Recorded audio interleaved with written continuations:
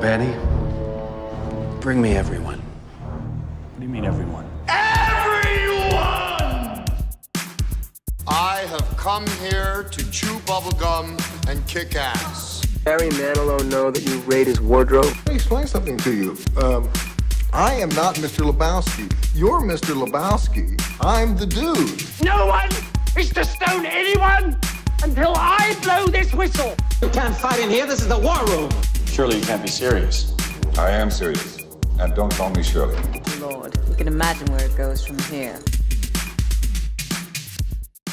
Episode 70. Yeah, 70. Okay, we're back with the Zedos Game Podcast. We're going to be making this one quick because we're going to go get some fucking Chinese food. Yeah, let's do it. Let's go. Hurry up, Joe. Episode 70. Yo, we're right here. Come on, Joe Buchanan. That is the voice of Leo Van-Dammage from the What's the Damage podcast.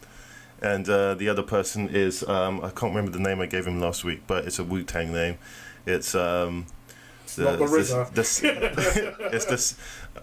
His name this week is the Seven Shades of Death, who is Sacha Allari, Satchman Productions, the Satchman. Especially special movies wasting your fucking time. My special move is wasting my time. Yes, bro. Alright, cool, whatever. I didn't know this was going to be political, but yeah, it clearly is. So, alright, let's get to it. Okay, this is the Zedos Game podcast where we talk about things like movies, things like this, Sony Pictures. I thought we were talking about soap. They've removed Bad Boys 3 from their Sony release list, and that to me... Bad boy move, bruv. It's a bad boy move. It looks that way. It's a wasteman movement. Wasteman move. It looks like Bad Boys is no longer on the list. I don't know what that means for Sony. Sony are looking for franchises, and I thought, okay, that's bankable. People know what Bad Boys... Well, some people know what Bad Boys are. You can easily reintroduce Bad Boys by just re-releasing the films on Blu-ray or whatever. I just bought them on Blu-ray. There you go. So this is what I mean. I don't understand why they removed it. Maybe Joe Canahan's script isn't up to scratch, or they can't find a director. It's not a very hard script though, is it? Let's be honest. Sure, I know, but this is what I mean. Guides, point guns, blow shit up. Yeah, it's roll credits. It's a throw in the occasional fucking. That's how you drive all the time, and then it's all good. Yeah, it's. I mean, that's what the Bad Boys films are about. It's about these two guys that are just going through the moments of being what they're narcotics. They're detectives. I am very fucking. No, but they're in a department. They only deal with like narcotics. Yeah. Yeah. Are they not? Both films are drug dealers. Yeah. Yeah. So I would assume so. I mean, if they're anything more, then I haven't seen them do anything more than that. It's not a Bad Boys movie if you don't see a plane flying over the Miami sign. Yeah.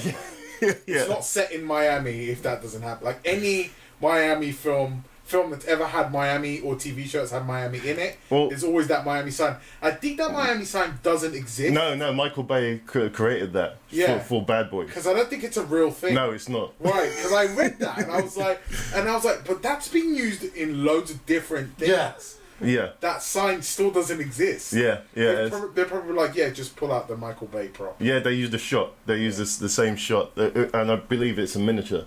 Is it? Yeah, it's not even. It's not an actual thing. It's not something that you could go visit. It's a miniature. Maybe I could do somewhere. that with my penis. Maybe we should do that. Makes it look a lot. You know what?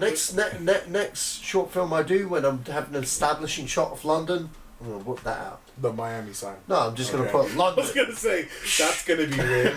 I was like, people give like. People just be like, "Hang on, where is that?" Be like, "Yeah, it's a place, man," and just make a fictional place. See whether loads of people will go find it, and then like years later, go, "Yeah, it's fake." That's the first move. That's the first rotoscoping move. Make things look bigger. You know, I'm sure. Yeah. I'm sure it's not the first one, but he did it well. That's why I'm gonna use that for my sexting. Let's be honest here. If you've ever sent a dick pic, ladies, if you're listening. If you've ever received a dick pic from a guy, I'm going to tell you a little secret. That's not the first shot. Guys will go, look at it and go, nah, fuck that. And then they do a little, a little mess around. And then give it a few more inches. And then that's all me right there. That's how this works. So, anyway, thanks, Michael Bay. Jeez, man. You're like the dirty Joe Rogan. Am I the dirty Joe Rogan? You're definitely the dirty Joe Rogan, man. Right. That was... You're welcome. That was beautiful. Yeah, no okay, so Sony.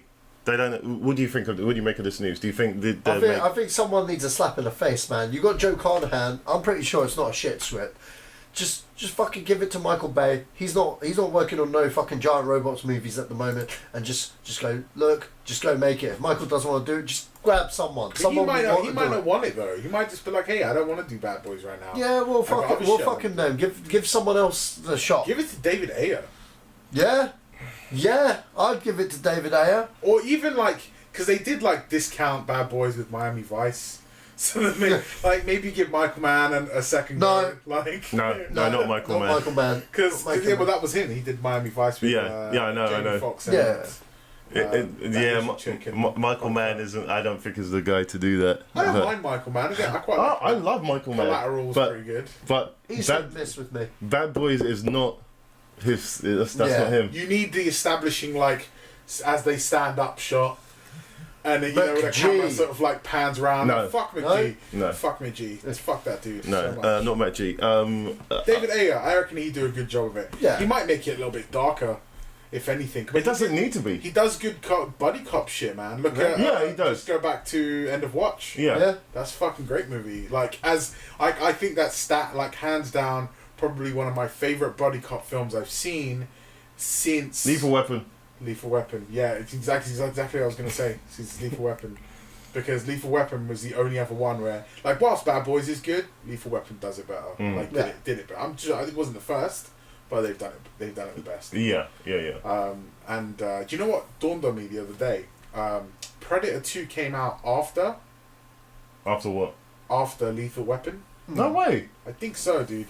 I'm just gonna. I know you. Yeah, you're right. You're absolutely right. Actually. Yeah. So after Predator. Predator was Predator 2. 1989. Oh, Predator 2, you mean? 89. Yeah, Predator 2 came out in 1990. Oh, I thought it was 89. Lethal Weapon. Yeah, Lethal Weapon did 87. 87. Yeah, there we go. Right. So Lethal Weapon came out in 87. Predator 2 came out in 1990. Mm-hmm.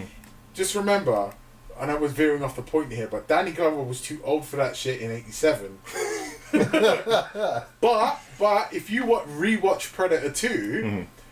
Gary Busey, the gingerbread man, he was in that film too. Yeah, he was, yeah. Gary Busey tells him he's a hunter, he's on safari, and you're the lion. Yeah. And Danny Glover's so he's supposedly the protagonist. Yeah. He's 6-packed up. Yeah. But dude, 4 years prior, he was too old for that shit. Yeah. So it's that's what gets me. Is hey, you don't really know how old Danny Glover is because it throws you off a little bit. Yeah. It's called acting, bitches. Yeah. What do you want me to say? I just thought it was quite funny that. Okay. When I realised that, I was like, oh, this film came out after. Yeah. Fucking Lethal Weapon, and he was too old for that shit in Lethal Weapon. But in this, he's younger and he looks buffer. Yeah. So he does. But he's still got that old black man walk. Yeah, he's got that kind of limp. Yeah. There's not a lot of jive to his step. There's not a kick to his step. He's very heavy footed. Yeah. And I've always thought of that. I don't see him. You wouldn't see him in his younger days playing Ali. He's very flat. No, not at all. Just like a duck. Just plopping around. He just plods along. That's enough. So when you say that, I'm sorry, Danny, if you're listening. That's all Leo, man. Leo's got a vendetta against you, man. The minute you say about the plodding along, I'm thinking of Lethal Weapon 4 with the chicken. Yeah, well, mate, Lethal Weapon 4's he's too old for. They're both too old for that shit in that one. I still give away a little bit to Mel Gibson in that movie. Because he's still, the bit right at the end, spoiler alert, the bit right at the end when Jet Li's on the docks. Yeah. He's like, how do you take that gun apart? He's like, I don't know, let's go ask him. Yeah. And I'm like, yeah, and then, but you could see the love, goosebumps for remembering how nice that bit is when he's he knows that Danny Glover can't do shit in that fight. So he's kind of it's nice that you're here, but you're more of a hindrance to me right now. Because immediately the first thing he does when they go to have their first sort of physical encounter with Jet Li at the end is he pushes him away. Yeah. The first thing he does is pushes Danny Glover away, and then he attacks. Yeah. And then he starts fighting with Jet Li. Yeah. Well, I mean, he was clearly younger anyway. I mean, just when they were introduced, he was clearly the It's younger the funniest guy. thing. Jet Li was probably the oldest guy in that scene. No way. I don't know, I'm just guessing. Because he's fucking Asian, right? Asian dudes, they age like, they're not, like, you know, like black don't crack, like China lasts forever. You know? Yeah. A fucking Chinese porcelain, it just never fails, you know? So, I'm just putting it out there. Or segueing that right back into... Hey, we're all brown, I'm not being racist, I'm just fucking saying it. Segueing that right back into Bad Boys. Make it Bad Boys versus Triads. That's probably what it is. It should be.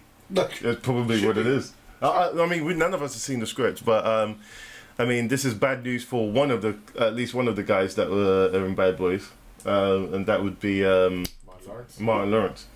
Yeah, like who's that guy now? What does he do? I don't know. He doesn't even do stand up. anything. I remember those adverts of Def Jam comedy. Like, you remember they should be like, buy the 10 sets of Def Jam comedy featuring Bernie Mac and other people you don't know. Yeah. And you'd always see like really eccentric black people in the front row, like standing up, shouting and laughing, throwing themselves on the ground, and be like funny stuff being said. And Martin Lawrence, and Martin Lawrence. Yeah. And you were like, who? Like, or sometimes you do stand up. You'd be like, you're not even that funny, bro. Like, the guy from House Party. Yeah, you're like, is he in House Party? Yeah, he is. Yeah. That was one of his first films. One of his first. Yeah, he's in two of them. Man, whatever happened to Kid and Play? The same thing that's happening to Martin Lawrence. Yeah, but their best film wasn't even House Party. It was Class Act. You think so? Yeah, Class Act is way better. And it had like a really small cameo from Pauly Shore. Really? Yeah. Jesus he Christ. comes in, he's like, hello, buddy. Like, I just remember it. I know we're veering off the point again. Either way, Martin Lawrence, he needs a fucking paycheck. Because I think my net worth is larger than his right now. You never know, man. You really never know. I reckon it is, probably. I don't spend all my monies on hookers and blow, so I don't know. Are you saying that he does? Probably. Allegedly, I don't know. Allegedly? Yeah, I mean, from me. Oh, I was thinking allegedly he does, because I'm the source, you know. You don't know what he's source. Fake news, fake news. Fake news, man. You don't know, it might be. What if you don't know what he does? You don't know if he fucking does that behind closed doors. Skadoosh. But, like, Will Smith, he's, like, barely bankable right now. Yeah, tell me about it. Because, like, you got Bright. Is it Bright coming out for Netflix? Yeah, that's going to disappear. That's gonna smash. No, it's not. Like, no, smash into the ground. Oh, okay. It's going to disappear. But you know whose fault it is? Netflix? No, Jada Pinkett Smith. It's her fucking fault. Really? How's Yeah, that? because of the whole fucking Oscars thing. You know, there's always one bitch who's opening her fucking mouth and won't shut the fuck up. Yeah. You know, like, listen, this is for every guy out there. You know, you've always got that one girl that you've dated or you're in a relationship, and if you're in a relationship and out with her now, you know what I'm talking about. Like, she's always going to get you into trouble.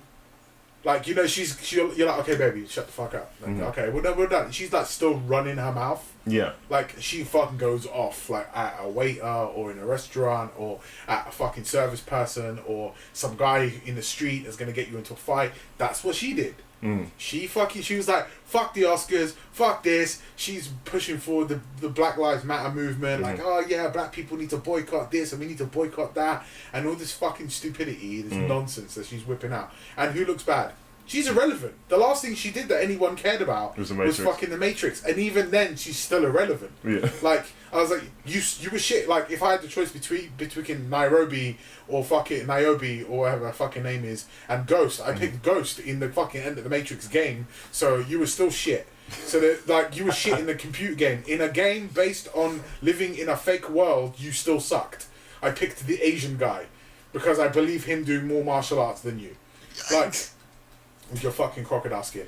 But she ruined it for him. She's fucking up his career because of her big fucking mouth. And she's like, I'm Jada Pinkett Smith. And now I'm sure he had something to do with it as well. I reckon he didn't. I recken he's like, okay, baby, let's just calm it down. No. In the sense that he made 2 films with his son. One was good. One was wasn't good. What, Pursuit of Happiness and After Earth? Yeah. Yeah, that's the Shyamalan though, isn't it? That's kind of his fault too.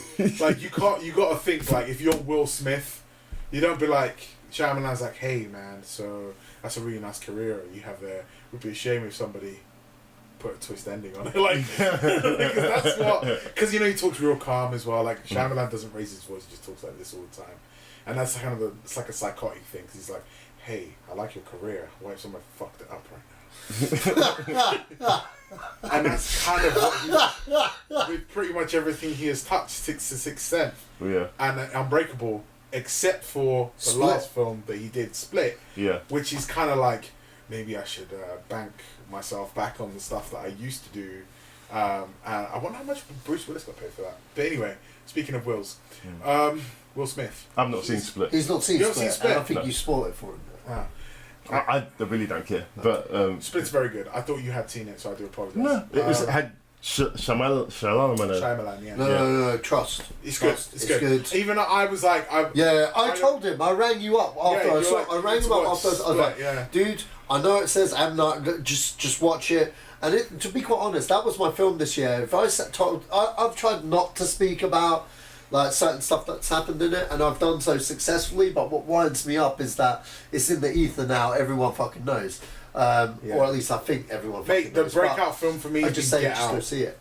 Yeah, Breakout Get Out film was for good. me was Get Out. Oh That my film god, was so good. And did you know what I watched the other day? 47 Meters Down. Oh, was that good? That's I've not seen fucking that. great, dude. Yeah. I was like, that's Mandy Moore. You know Mandy Moore is? Yeah. So that's She Mandy dated. Moore. She dated someone irrelevant. I don't know. But it's Mandy Moore. I was gonna say the Chase brother. Again, irrelevant. Vincent Chase. I don't know.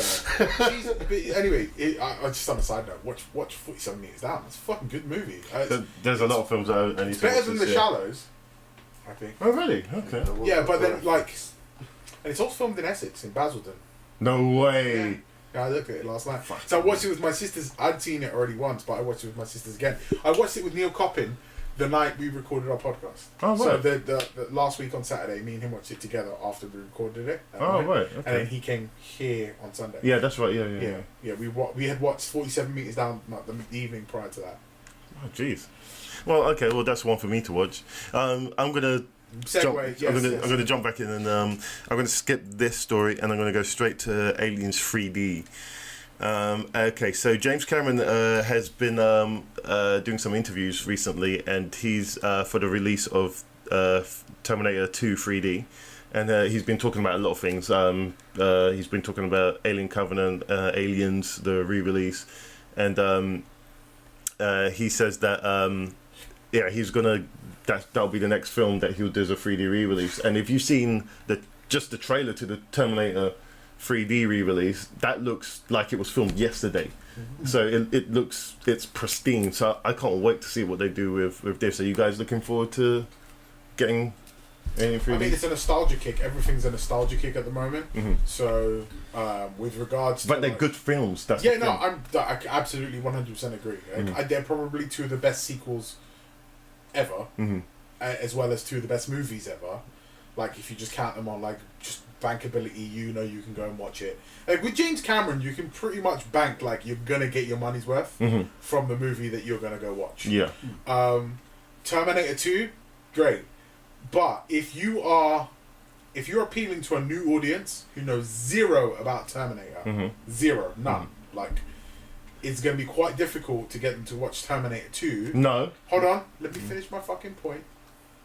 It's going to be quite difficult to get them to watch Terminator 2 without having to explain T1, except unless you've got the little excerpt at the beginning, which you might do anyway, right? But you're not going to be so emotionally invested as a first-time viewer. Right. But there are too many people old enough in this world to have enjoyed both, so they will go watch it in droves. Yeah, so obviously if T2, I read this article, if T2 is successful, then he'll do Alien 3, Alien 3D, Aliens 3D, sorry. Fuck it, do both, Jesus Christ. Just do a double, forget retcon the third one, remove that from the timeline, we don't care about that. And just make 1 and 2, and just redo that again. I would totally be down for that shit, man. Yeah. But like, I fucking love T2, I love Aliens, I just can't, I can't see James Cameron at the moment doing, because it's his baby, like he knows that better than anybody else, so he's not gonna fuck it up. It's not like McGee taking over T2 and he has zero knowledge about the thing. Fucking James Cameron lived it. He was there. He was in and out there every day. he went through the fucking process. So he will tell these newbies that are coming in to work on it, who are like, hey, we have this tool technology. What do you mean? What are we talking about? You not paying attention? Oh, we're still talking about 3D. What are you talking about just now? About newbies and stuff like that? People working on the T2 franchise, the T2 movie, 3Ding it up. Oh, 3D, like cleaning it all up and stuff. People okay. People who might come in, these new people that might come in and go, oh, we got this new technology. It's like, yeah, but that might not work with the way we had to do it when we had to do it back then, because he was fucking there. Like, he knows the ins and outs of the duck's ass when it comes to I see. what happened on that fucking movie, so you know it's going to be good. And it just sort of like, I'm just expanding on what you said when you were like, it looks top notch, look like it was filmed yesterday. And that's because you got the right guy doing it, because the guy who filmed it, who made it look like it was filmed yesterday, filmed it fucking 20 plus years ago. So, you know, he's the right dude. And he's definitely. not like, I don't know, maybe he's not like any other director, hence why he's so successful, because he will like, he pioneers shit. He will push people to pioneer new different ways. And like, James Cameron is the dude. Like, when it comes to like milestones in movies, like movie technology, like, he holds the record, right? Most expensive movie ever made. Both. One is Titanic, the other one's Avatar. Is that right? No, I think the other one is that Disney film now. The one that bombed. John Carter. Yeah. No, I'm not talking most expensive. Most money ever made in a movie. Oh, yeah. Titanic and Avatar, yeah? Yeah, is that right? that's still so those are both James James Cameron, right? Yeah. So if you look at like T2, like that film basically changed the way films were made. Like computer-wise. Graphics-wise. Yeah. Like he started it with The Abyss. Yes. But really perfected it. And you know perfected because there's no real way that film gets any better right now. Like, you release it now, he probably doesn't have to touch the graphics.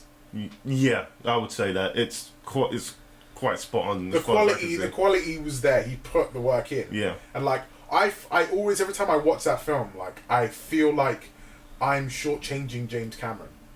Like, Why? Because it's so fucking good. Like, the effort that went into it. Like, I don't know the ins and outs of like technology wise and 3D shit and how it's, you know, computer graphics, but I know how hard that shit is to do. Yeah, there were a lot of firsts in that. Yeah. That film has a lot of firsts. So I know how hard it is to do today. Yeah. Like, so I know especially how hard it must have been to do 20 plus years ago, and then you know, right in the early 90s. Yeah. So. Like, I feel like I'm shortchanged. I mean, if you got a viewer who feels that they're not good enough to watch, like, I don't think I paid enough for this movie. Like, so is it coming out on Ultra HD? Do you know? Yes, like, it is. Afterwards.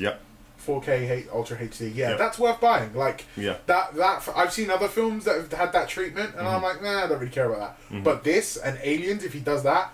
Totally, you have my money. Like, just take it. It's not a problem. Like, and you and it like, and when I see those DVD, those Blu-rays that are like £20, I'm like, nah, I'm not paying £20. I will happily pay £20 for that. Yeah. Like, I will feel that is a fair, trade. Yeah. For what I am getting. Yeah. I think that's a fair trade. Yeah, it is, and this is one thing. When I saw that trailer, I watched it more than once. And I really do that with trailers these days, purely because it looks so pristine. Yeah. It was like it was shot yesterday. How the hell did they manage to clean the picture up so to a point where it looked like we refilmed everything? It's because they've put a lot of money into the master. That's why. But that's what I mean. It's brilliant. The only other master I've seen that has been done that well is the Star Wars films. When they clean them up, they look brand new. But who did it though? Who cleaned it George up? Lucas. George Lucas. Who did it originally? George Lucas. Right, exactly. So it's all about like it stayed in the right hands. Yeah. So whilst that stuff may have gone elsewhere, I'm sure that James Cameron was like, let me just make sure that maybe, who knows? Yeah. But hopefully he was like, let me keep a watchful eye as to where that master footage is going. Yeah. Because later on the line, when the rights do come back up and I can take them over again if I want to, then I know what I want to do. And it's the only right way of doing it. It's like, you know, it's the same way of like, you don't remake completely from the ground up Metal Gear Solid the game. Yeah. You just remake the graphics because to make them a bit sharper, but the gameplay, the style, everything is there exactly. Doesn't need to be touched. Yeah. And it's the same with this. Yeah. And it's the same with Aliens. Like, you don't touch it. Just leave it alone. Just make it look nicer. Clean it up a bit for everybody. Perfect.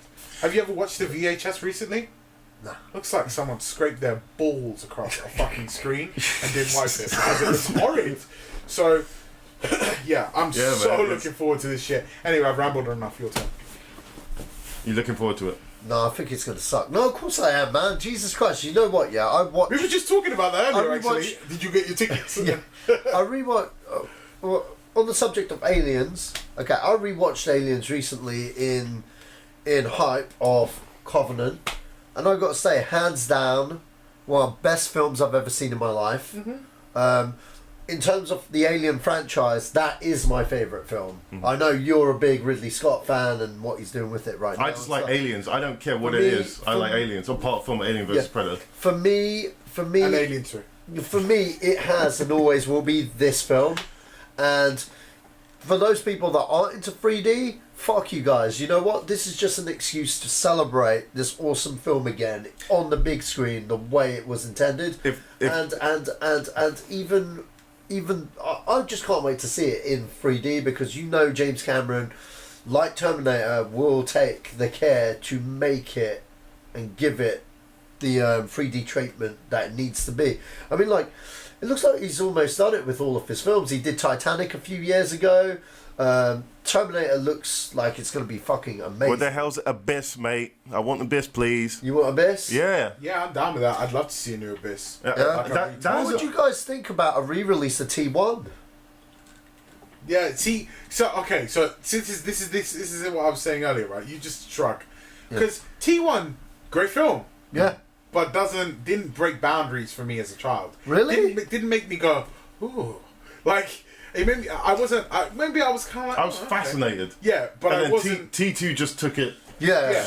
T2 took my this is a good into the fucking stratosphere, and was like, oh, you like that? Well, fucking take some of this. I just pumped it all the way. Took that shit up to 11. And I was like, and it stayed consistently. Like, you know when you watch films now, that are 20 years old, it just does. There's like a big dip. You're like, oh, this isn't as good as I remember. Like, this one gets better the more I watch it, and I'm like, no. Every time I'm still like, yeah, this one's great. It's a great film. It's like The Goonies. You watch The Goonies. You guys watched it 20 years ago, you watch it now, you're still like, this is fucking awesome. Like, I can't see no dip here. It's still a great movie. Yeah, so, in the terms of the Terminator, I've seen Terminator, I think, more than, as many times as I've seen Terminator 2. Because of there's a lot of pacing with Terminator. With Terminator 2, it's constantly on your... That's right. on you. Oh, mate. Even when it does slow down, it's on you. They've shown it on TV recently on ITV3. Yeah. And, like, part of me was like, I don't want to watch it on TV, I want to save it for the big screen, because it's only, like, a week away or whatever. And, I couldn't help myself because it's T2. Yeah, exactly. And because you just can't. And you know what? You feel like you're disrespecting somebody if you don't. If somebody's like, I haven't seen T2, it's like, if I met somebody today who was my age and they said they haven't seen Terminator 2 in some form of way, mate, I have to slap you. Like, I have to take my hand and slap you across the face. Had I stayed at the junction today, we won't go into it right now on the podcast, but had I stayed in the junction earlier, there's this bartender there, and he keeps quoting Arnie quotes. And then the subject of the T2 re-release came out because he quotes Arnold Schwarzenegger. And he's like, I've never seen it. So, what do you mean you've never seen it? I can't fucking talk to people like that. Like, what the fuck do you mean you've never seen it? But you quote his quotes all the time. He's like, oh, but I've liked YouTube parts of it. I'm like, get the fuck out. Get the fuck out. How old is he? He's young. Yeah, that's okay then. I give it to you if you're a kid and you don't know. I said my age. If you're like our age. If you're my age, not our age. No. Definitely not my age. Yeah, you're no. I mean, how old are you? You're 30. 37. I'm 39. Okay, well I'm 30. So when there's not a huge, massive gap. Yeah, that's nearly a decade. Nearly a decade. I understand that, but still, like, we've seen a lot of the same films. Sure. Right, okay. So, and the era that we grew up in, it was still kind of expected for you to watch those kind of movies. Yeah. So, I've seen films that are older than me, like, that were made before I was born, and I've still watched them, like you have. And, it's like, but then, the times are different. Like now, the way the way the film scene is, it's very. And I tell you what, it all started for me. I think it started with Saw. Oh, really? The Saw franchise, yeah. I think the way I see it, because now it's just like the next big bang, the next big bang, the next big bang. Doesn't feel like any of the films I see now, not many of them, have longevity in mind. They're all about making the quick buck. Who's going to watch Transformers last night in the next 10, 20 years? Nobody. No one. Yeah, exactly. But 20 years later, we're still talking about T2. Mm-hmm. Doesn't feel like there's a lot of like... They're not making films anymore for the longevity. They're just making it for the quick bang. Mm-hmm. And that's... I personally feel that started after Saw 1. Because after Saw 1 made like... I still talk about that film now. Mm-hmm. That's a great fucking movie. Yeah. Saw 1 is good. It's James 1. Yeah. You could probably tell me like the ins and outs of what happens in Saw 1, right? Mm-hmm. Okay. What happens in Saw 2? 3, 4... It's a house? Right. It's a house, right? That's what you can really tell me. Mm-hmm. There's some kids in a safe. Sorry for spoiling the movie. Saw 3... I can't remember what the storyline is for that. I don't remember Saw 4, 3 at all. 5, 6, No, 7... no. Right, okay. So they've made all those movies. You can't fucking tell me what those films are about. It all rolls back to this one dude. That kind of goes to my point about this new Jigsaw film that's coming out, which I don't know if you are or not going to talk about it, but that's... No, we've already talked about it. Okay, so that's Jigsaw thing that's coming out. Like, that's like, oh, now he's got this huge master plan. So everyone who's seen the fucking Saw movies, it's the next big bag, but no one's going to talk about it in a year's time. Because no one's talking about Saw 3 now. But they're talking about Saw 1 because it's good. But Saw 2 onwards, no one cared. But they would knock those films out every year for the quick big bang for you to just be like, oh, okay, let's just watch this movie. Like, we were talking about 47 Meters Down earlier. Watch it. It's a great film. I'm not going to talk about it in a year's time. T2 I'm still talking about. Yeah. Goonies I'm still talking about. Because there's a lot more care and attention, and like, it was harder to make a fucking movie back then. Yeah. Anybody can just pick up and make a movie now. Yeah, that's like, true. I can make $1 billion found flicks movie, like a found footage movie on my iPhone. You know why? Because it fits the genre perfectly. Yeah. Right. Yeah, it does actually. Blair Witch found like people hadn't seen. Yeah, that was like way that. before its time. They hadn't seen anything like that since like what Cannibal Holocaust. Yeah, Holocaust. Yeah. Which was that Italian director where he got banned. 1980. Dude, that's 70, dude, isn't it? 70s? Yeah. I know it was around that era. Cannibal Holocaust, I think. Anyway, like, people hadn't seen anything like that since that movie. And I'm sure there were other films like the McPherson tapes or whatever the fuck it is. Like the Alien one where they were outside. These people were in a house. Yeah, I know that outside. one. No, I think that was after. Yeah, but it wasn't very long after. Yeah. And there are some found footage films that are very good. But, like, Blair Witch... That's like, you want to talk about a film that cost like 25 grand to make? I think it was less than that. Probably less than that, and made shitloads of money, right? Because it was marketed correctly and that. Yeah. But like, making a movie, even then, they had to go through a lot of fucking steps, right? Now, like, you had to buy a camera. You had to have the footage.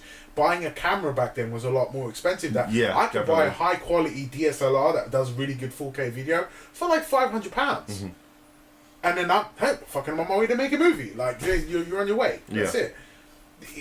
The medium has changed. Yeah, completely. And that's why I think films like T2, like Alien, need this level of like of retouching, and everyone needs to be reminded, like, that's a real cute movie. This is how you make fucking films. Yeah. Because whilst there is like some paradoxal time shift that goes, the paradox that goes, the time paradox. That goes in there, and it will confuse the fuck out of you. Guess what? You're going to sit down and watch this movie. It's going to be really simple for you to understand, yet you're still going to be talking about it when you're finished. Because you're going to go, what the fuck was that? Like, that was amazing. And it probably... How much did it cost to make, do you know? Terminator 2? Yeah. It was expensive. Hazard a guess? I'd say it was 120 million or 150 million at the time. Right, Judgment Day. Let's bring this up. Hold on, I got it here. Oh, okay. Right, the budget was $102 million. Right, okay. It's grossed worldwide $516 million. Right, so it's made its money back 5 times. Right. Right. Yeah. Okay, so that's the worldwide gross. That's on IMDb. So. Oh, okay. That's what I've seen it on as well. So so it's made that much money back. Right. It's made its budget back 5 times. But that, if you look at Superman Returns, the budget for that was $200 million. It's actually I think it was actually more. It was 300 because of the retakes that they had to do. No, it wasn't even that, because they put money into the Superman film that wasn't filmed by Tim Burton. Oh, Superman Reborn. That counted as a budget for Superman did Returns. It? Yeah. Okay, right. Okay, so let's say 300 million. Subpar movie. Yeah. Subpar movie. We're talking like the fucking GDP of some countries. Yeah. Went into making Superman Returns, right? And like maybe Somalia. I don't know. I don't think they have a placeholder in the stock market. But like, let's pick a small country. I don't know, fucking Fiji. Yeah. Okay. That film cost more than Fiji has ever. Yeah. And it's not as good as Fiji. Like, right? I'll give you that. You get what I'm saying? Like T2, there are films that were made with much smaller budgets, but people knew how to stretch that shit. Yeah. Now people just greenlight these fucking $800 million fucking movies, or not 800 million, but they greenlight these fucking huge movies. Like, oh, what do you need? Like 100 mil? Yeah, boom, no problem. Sign check. Here you go. And off they go to the races and make some subpar movie because they're like, oh, just throw money at the problem. Yeah, that's fine. Or we'll fix it in post. Like, listen to Kevin Smith talk about when he was making Die Hard with Bruce Willis. And Bruce Willis was going on about every time we came to a hiccup, we were going to come back and we were going to explain it in the Warlock scene. Warlock scene, and now we have to rewrite the Warlock scene, and it's something that takes, because it doesn't all my space and jokes and all that shit, and now something that's a blocking rehearsal that takes 10 minutes takes 2 fucking days. Yeah. And so everyone's spending money, so they're throwing money at the problem. Yeah. And they have to pay Kevin Smith to rewrite it and all this stupid shit. Like, I'm sure that went down, but there was less pussyfooting around. Yeah. Back in the 90s or in the 80s, because they were like, we don't have fucking time for this. Yeah. We got $100 million. We need to make that $100 million stretch, and it shows. Yeah. Like, $100 million shows in that fucking movie. It really, really does. Like, $200 million in Superman Returns, it does not show. No, it doesn't really. No, and that film is so this 1991, right? T2. Yeah, 91. Yeah. Right. Okay. Superman Returns, 2006. Yeah. Right. But in 15 years. In Singer's defense, I reckon he spent 100 million of that. I beg to differ. I think you can see the budget there. No, I disagree. Rewatch it, and look at the CG in it. That film's aged badly. It's bad. It ages. This again, it all goes back to, it may have looked good in 2006, but it does not look good in 2017. This looks good in 2017. Oh yeah, of course. And this was made 27 years ago. Yeah. No, 27 years ago. Yeah. 91, 26 years ago. Yes. Yeah. This was made 26 years ago, right? That film was made not even 10 years ago. Yeah, 10 years ago. 10 years ago. 11 years ago. Yeah, 11 years ago. Yeah. So this film was made like almost triple the amount of time that this film, like the difference being, and it stands up today. Even the Matrix, the Matrix that they were using different techniques at the time, but even that still holds up. I can watch the Matrix and be satisfied with what I see on screen. Yeah, absolutely. Those films are like nearly 20 years old now. Yeah. So in the essence, whoa. Except the second one, even the third. Yeah. And that's it. That's my example of throwing too much money at a problem, right? So look at Matrix 1. The budget for that probably wasn't huge. Right? No, it wasn't. It wasn't very big. You got these very unknown directors at the time, right? Big enough to make a movie, but big enough to get maybe one big name, 2 big names, Lawrence and Keanu, right? Yeah. Who probably wasn't massive at the time anyway. So you got these two like pretty decent names with a moderate budget. Yeah. Okay. Fucking film skyrockets, makes so much fucking money that it just like everyone's like, right, second one, green light that shit now. Green light the third one while we're making the fucking second one, or green light both of them. Go. Yeah, it was 2 at the same time. Yeah, they filmed them back to back. And then the second one and the third one, ridiculous budgets, right? I'm sure because the budgets were so big they spent ridiculous amounts of money. I don't know if you knew this on the way the rain looks.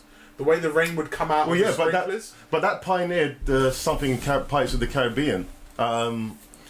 And then they changed the water. Then they built a whole stretch of highway, like 2 miles of highway, of like Like shit that you shut down fucking cities for. Yeah. You're just like, yeah, just fucking build it, throw money at it, right? It's that- and and they're that- shit. They're not great. Those films aren't great. No, I like the highway chase. No, I'm just generally across the board, like round that movie. Right, okay. Round off the other two sequels, right? Yeah. They're not great. No, they're not. They're not as good as the first film. So go back to smaller budgets. Lord of the Rings.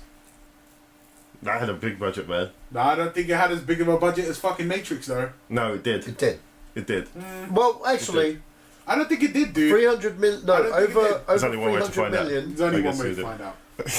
Okay, All right, three. Matrix, right? I could be, if I'm wrong, I'll shut the fuck up. No, I actually really don't know, but Okay, I'm right, pretty okay, sure that they're Matrix, saying. the budget for the first Matrix movie. God, we've gotten way off point here. Budget of the first Matrix movie, 63 million. Okay. Right, was the first Matrix movie, right? Cool.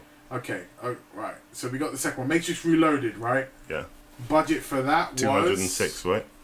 Hold on, I'll tell you in 2 seconds.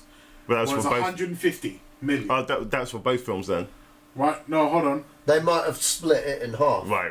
You know what I mean? Okay, so Matrix Revolutions. Budget for that was 150. So Yeah, they 300 split it. So they split So it. they in half. split it. Okay, right. Now, Lord of the Rings. Now, remember that budget must be split amongst all three movies. Yeah. So Okay, so. You ready? Yep. So if you're saying this budget split across all three, Mm-hmm. 93 million. Wow. That's crazy. Estimated. yeah. right? So the next movie should be 93 million. Hold on, I'll tell you. Right, Return of the King. Right, so I'm going to the last one because it's the next one that came up on the list. 94 million. Yeah. Yeah. Okay, Two Towers. No, about the same. That's crazy. Oh my gosh. Two Towers. Have a look. Do apologise for the 94 million. Right. That's Okay, crazy. so. Actually, well, Lord of the Rings was 93.999, so it'd be at 94. Right. Okay, so that That's proves crazy. my point, That's right? insane. So what I'm saying is the smaller budget, but they understand the art of filmmaking. Yeah. And you're like, okay, let me fucking do this shit. Let me make that stretch. Also, it helps that pretty much they're all filmed at the same time, except for reshoots and other things. Yeah. They're all made at the same time, right? Yeah. So they had, 94 million for 3 movies? Yeah. 300 million for 2 movies? And they're subpar. Like, if you tell me, like, hey, let's watch Matrix Reloaded and Oh Revelations. no! That 94 million wasn't for all three movies. No, I mean... No, he knows. He knows. per movie, Subsequently, right? Yeah. he knows that. Per movie, right? Oh yeah. So, 94 million per movie. Yeah. No, it's not. Well, the first one, 93, 94, 94, right? And then you got the other ones. Yeah. Which sucked. Like, you got Matrix. And if you said to me, like, watch Lord of the Rings, I will set aside a day to watch Lord of the Rings. I'll set aside a day to watch the extended cut of Lord of the Rings. I don't think I could do that. Oh, but yeah, man. It's a good 12 hours of your life you spend, my friend. Nah, I'm not doing it. Enjoy it. Not doing it, man. It's something to savor, to enjoy, because it's like watching a space opera. I agree with you with Two Towers and The Fellowship, but Return of the King has the worst director's cut I've seen in my life. I like it. Anyway, my point is, forget, some people do, some people don't. My point is, the fact is that older films, right, it's not just a nostalgia, oh, I want to watch this. They're made differently. Yeah. They're cut from a different cloth. Because people who had to make films back then had to know, really, like, you really had to stretch that budget. Yeah. And you couldn't just throw money at it. Like, the only thing that I don't give James Cameron is Titanic, because I can't sit for 2 hours and I know the ending. Like Sure. the boat fucking sinks. Let's get to the sinking. Like, hey man, I'll take his money. sorry? I'll take the money that film has made, and I'll For sure. I get that. What I'm saying is, me personally, I did not enjoy Titanic. Right? Sure. I mean, I didn't either, but I get it. But I understand why people did. Yeah. It like blew up fucking DiCaprio's, like, after Titanic. Like, Oh, yeah. That became his Titanic. Like, Yeah, that he was became him. Titanic. He became the iceberg. Yeah. It was like he then became like the fucking Leonardo DiCaprio we all know now. But Yeah. I mean, like, the films back then were just not made the same. Speed, like, play Speed now, I will watch that fucking movie. Like, because I watched it recently. Whatever fucking year, 94 that film was made or whatever, like, I don't know. think so, I'm not yeah. sure. But Speed with Keanu Reeves, fucking easy watching. Those bus goes lower than 50 miles an hour, you're gonna blow up. Like, okay, cool. Fucking Dennis Hopper. Simple premise, you understand Simple it. premise, Boom, it's happy, easy watching. Like, you enjoy it and you're gonna come out satisfied. You got a beginning, middle, and an end, and it all just wrapped up in a little bubble. Yeah. And then people are like, well, that film made money. Let's make a bigger budget, and then you make Speed 2 Cruise Control with the guy who looks like fucking Dean Malenko. My point is, let me run Hollywood, and I'll solve all your problems. I've been rambling for ages. Satch, go. I'm shut up. What are we talking about again? We are talking. We were talking about Aliens 3D, but we're going to move on. We're going to move on. Okay, just to move on now, we're going to go straight to this Disney thing. So this is what I predicted a year ago. Yeah, and, Joe. No, we can go back and I can tell you that Disney are going to do this, they're going to do that, and everyone else is going to follow, and hence it's happened. So Disney are pulling all their stuff from Netflix and making their own streaming service. And so what that entails is that, from what I understand, that it's going to be all their Blu-rays, all their everything. So it's just going to be on this one. If you want to watch anything Disney, you have to pay for their Disney service. And yeah, it's cool for Disney, but what that will do, I mean, their service is not going to be cheap because Disney are Disney. They're like Apple. So if you want to watch our stuff, it's going to be like 30 quid a month, and people will pay it. Okay, so this is what exactly what I was afraid of. They're going to take. So if you've got Disney DVDs, right, and stuff, Satch, right? What's that? Never mind. I'm paying attention. Go ahead. So yeah, all of their stuff that you can buy, it's going to be behind this paywall. And if you want to watch it again, you'll have to pay essentially double from what you'd have to pay for your physical or what was on Netflix to watch anything Disney. This form of media, yeah. And I think, I mean, once I always knew this. Once all these studios start to catch on, people are paying this for Netflix. Let's see if we can just take all our stuff and put it onto our service and do that, because Warner Brothers is going to go next, and then it will be 20th Century Fox. Then everyone will have a streaming service, and so we're going to be back to this beginning where we were with cable and whatnot, having okay, well, I'm not going to pay for this service, I'm not going to pay for that service. Just give me everything in one place, and it's all going to go away. It's all going to go away. I don't think no one's going to pay £30 for Disney. No one's going to pay however Netflix is now. No one's going to pay for Warner Brothers. No one's going to pay for Hulu and all these other services that you've got to pay for that just to watch their content or their original content. Therein lies a big problem with media now. I believe, I foresee anyway, is that once you take ownership away from people, even if it's no matter what you own or how you attain that, it's going to go away. Versions of a particular film that you want, it's going to be behind a paywall, and I think the industry is going to self-implode. Well, it's either gonna make them shitloads of money, or it's gonna give way to rampant piracy again, because that's what it used to be for a while. It was really bad on the torrenting scene, where like a movie would drop and then it was out, and then people would you download all, and it kind of is still that way now, except like I don't know. I agree with I get what you're saying, right? And I completely agree. I think you're right. That's the problem, is everyone's going to be like, well, I mean, it depends. Also, like, let's say Disney are going to be like, let's say Disney weren't pulling all their media, right? Let's just say, for example, you won't use Disney as an example, Warner Brothers, right? They go, okay, we're going to look at the analytics, right? Netflix, tell us the number, because I'm sure they probably get paid like some sort of paraplay deal where if you guys, how many times this gets played through your service, you will pay us X amount on top of maybe some sort of like purchasing deal. So you'll give us maybe 20% off the subscription based on like, and plus like the deal for us to have it on there in the first place, right? And based on maybe how many times that's watched, and we will know what can and cannot we will keep for ourselves, right? So maybe Warner Brothers might look at what is the most high playing stuff on Netflix and be like, nah, we'll pull that stuff.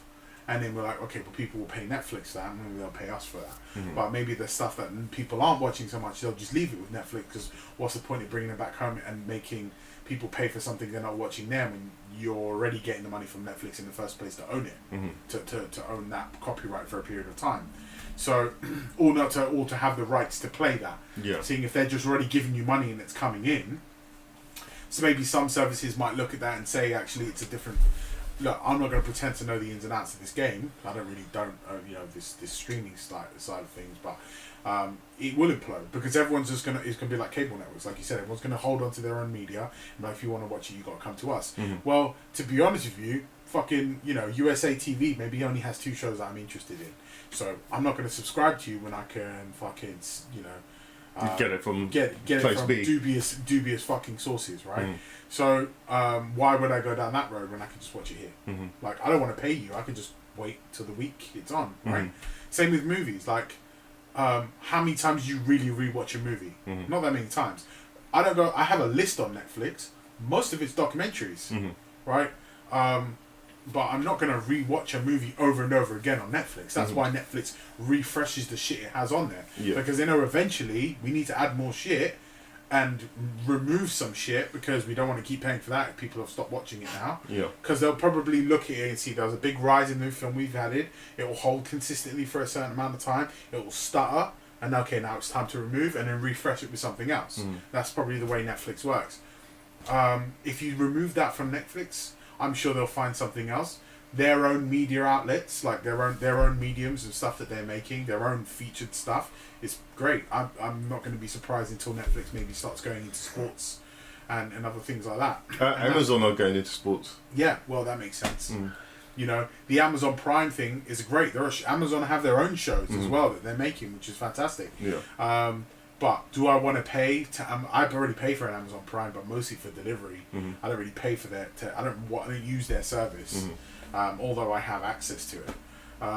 But there is a benefit for me to use Amazon Prime because I order off Amazon a lot. But there is no benefit for me to use Warner Brothers' proprietary streaming service when I can go through dubious means and get that myself for free. Yeah. And so it's going to do either make them shitloads of money or cause rampant piracy, which is not what they want. So you need to either take the hit and turn around and say, okay, Warner Brothers, we could make a lot more money here, or we could see the downside, and we could just leave things the way they are and keep the status quo and keep making money from Netflix at a consistent rate. Netflix are going to take the majority of it, but they're the ones spending most of the money in the first place. You already own the property. You just got to pay for the every 10-year copyright to make sure you still own it in 10 years or whatever the fuck it is. But yeah, you're right. If everyone keeps doing that, then if everyone takes a piece of the pie, there ain't no pie left. Yeah, exactly. So you got to leave ways for people like Netflix to succeed, because that's the way you keep everybody happy. If you don't do that, there will be some form of new media that comes out, some new medium for us to watch movies. So if it's not Netflix, it'll be something else, and someone's going to figure out some new way of doing it, and then everyone's going to jump on that bandwagon. But it didn't work it worked for cable for a bunch of years, and then it didn't work. Moment the internet took off, and things started cropping up on the internet. It's the problem is that these stations, it's the old gods. They need to die off, right? Yeah. They're clamoring for that fucking they're clamoring it for it back. They're like, these people aren't watching fucking TV. We need to get to watch fucking TV because our ratings are going down. Meanwhile, Netflix are like, fucking yeah, cool. They're just they don't even advertise to me anymore. Like, they don't advertise to anybody. It's all word of mouth. Most people, how did I find out about Netflix? I never found out through the internet. Somebody told me. I remember it's like, this is streaming service. You pay X amount and you can watch all that shit online. Really? Shit, I'm gonna do that. I don't think I've ever seen an advert for Netflix as a business. Yeah. Maybe I've seen the adverts for their shows. Fair play. because it's stuff that I'm interested in, and through the analytics, it advertises. But only through the most recent years. Yeah, not but back in the day. I don't think I've ever once seen an advert for Netflix's streaming service and what benefits it can provide my life. Much like, you know how Sky advertised their service? I've never seen an advert for Netflix. Yet it's one of the biggest Goliaths on the fucking planet right now, because it's word of mouth, because it provides a good service. The only thing that I don't give Netflix is that they have this fucking region lock across the world where people got around it for a little while and then they block that as well, like the VPNs and all that shit. That's the only thing. Like, if Netflix made that worldwide, like everyone had access to the same form of media, assalamu alaikum, my friend, I would be absolutely 100% in. But I still think that Netflix needs to improve on that service. But with everybody else, it's literally the guys at the top who are afraid of losing all that power and that potential earning, the earning potential that they could get, because those guys still live in the cable world. They still live in the radio world. They still, like, podcasts are kicking the shit out of radio right now. Yeah. Right? Because radio requires me to tune in. I can listen to a podcast whenever the fuck I want. And I can pause a podcast and go back to that same conversation 3 days later, 4 days later, an hour later. I can't do that on a radio unless I fucking press play and record on a tape recorder. Do you see what I mean? Though, like, it's a frustrating medium for them because they're losing control. Yeah. So meanwhile, while we're having a fucking ball of a time, and Netflix, Hulu, services like that are raking the fucking money in, like, HBO has enough content to keep you interested. Yeah. Because their content is R-rated. They've been around for a while as well. But their content has always been R-rated. Like, you talk about what was being shown at the same time as fucking... Like, is Oz HBO? I think Oz is HBO. I would like to say it is, but I'm not sure. Yeah, because it's got an unreasonable amount of bum raping that goes on in that show that would only strike me as a HBO thing. But same with, like, Sopranos. Yeah. Like, that's reasonably violent, right? And people want to see that shit. You want to see something visceral. And cable TV, Mr. fucking Ote and Pudding Pops and all that shit doesn't fly. But HBO, they have enough content to keep people interested. Game of Thrones is HBO. Game of Thrones would not be as successful if it was run by somebody else, not like HBO. That's very true. HBO are willing to take the risks, which is why they've reaped the rewards. Which is why HBO Go is a big thing, and why it's something you could throw into the same conversation as Hulu and Netflix. And Crackle, I think, is starting to rise up. That started off as a free service, I remember. AMC as well. Yeah. AMC, Walking Dead and Breaking Bad. But Breaking Bad's on Netflix. Yeah. Like, so maybe there's some sort of deal that I don't know. But what I mean is, like, if your network has enough to keep somebody interested on a 24/7 basis, by all means, great. But Warner Brothers, they only have movies. They do not have a lot of consistent TV series that they specifically are Warner Brother branded. Maybe there's stuff that behind the curtains that I don't know about. But all I'm saying is that if you start pulling that shit away, people are gonna go they're gonna go elsewhere. They're going to go elsewhere. That's the nature of human beings. You can't just suck human beings dry and have me subscribe to multiple services. Which is why Netflix is so smart as well, because you can add guests on there. So I'm like, okay, maybe I don't have a service, or maybe I've got a service, but my sister uses my service. I pay them a little bit more money, and more people can use it. Yeah, do you know what I mean? Like, they've thought about the intricacies of how people view things and how they share things. And how the social construct works between people. And that's very, very important, right? But people at these higher up in other places, like, you know how Netflix started, right? No. The creator of Netflix was, he got a really high late charge from Blockbuster, and they charged him a ridiculous amount of money. So he was like, well, fuck that. I don't like that. You're charging me. So he created Netflix, where he was like, I'm going to create my own service that doesn't charge you for late fees. And so that's how the Netflix, because Netflix was very much like Love Film. Yeah. Where it was like and they still have that aspect of their business. Yeah. A lot of people don't know that. Yeah, they have a huge fucking side of still DVD rental side of their business. But so Netflix were like, okay, the guy created Netflix. So I'm gonna start my own service where I'm not gonna charge you for late fees. And people started jumping on there, and he started getting more rights and more rights. And then Blockbuster, he offered himself to Blockbuster. He said, "I want you guys to buy me," and they said no. They didn't want to know. Idiots. And then later on, when he started getting big, they then wanted to buy him, but could not afford him because they could see the blood in the water at that stage. Then Blockbuster created their own streaming service, which started destroying their destroying their physical stores. And at which point, like, the writing's on the wall for Blockbuster, and now they just don't exist anymore. That's like they went from being offered to buy Netflix to control it, to then wanting to buy them and not being able to afford it, to now they're not existing, all because they treated their customers like shit. Because they were like, no, fuck you, give us money. And this is what's going to happen. Warner Brothers, fuck you, you want to watch our films? Give us money. Okay, and then it's going to give rise to something else, and that's what's going to happen. And Netflix became the behemoth it is because it's owned by a guy who was one of us, who was like, hey, he just understood it's a nexus. He didn't just understand, like, it's not about just understanding how to make money. It's about understanding your customer base, and about understanding people, and people buy from people. Right? Which is why I've never seen an advert for Netflix, because I bought the idea of Netflix from another person who was sold it from another person That's how it got to me. I'm not saying that's how it got to everybody, but that's how it got to me. And that's why I pay the highest subscription to Netflix that you can pay. Without any issues, because it's 4K streaming, and I've got a 4K TV, and I've got multiple users, and everyone's happy. And I'm happy with the streaming service, apart from the one thing, which is the copyright across the world, like doing different regions. I'm happy with the service. I'm happy to have it. If you start removing media and put it in different places, I'm going to be concerned. Disney, I probably would pay for Disney. And I'll tell you why. I've got 2 kids. I've got two young sons, right?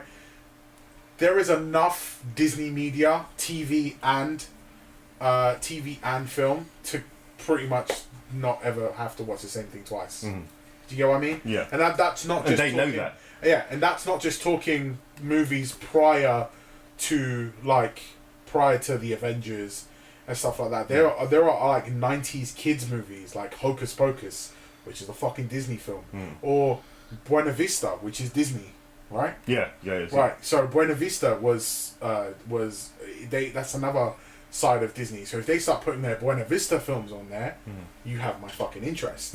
I'm interested now, because now you've got a whole range of things that I can watch. Then I would pay for that service. But if everybody but Warner Brothers don't have that. Fox doesn't have that. You'd be surprised what films Warner Brothers have. Yeah, but nowhere near Disney's. I kind of agree with Leo there. Nowhere. You got to understand that it's going to happen. Yeah.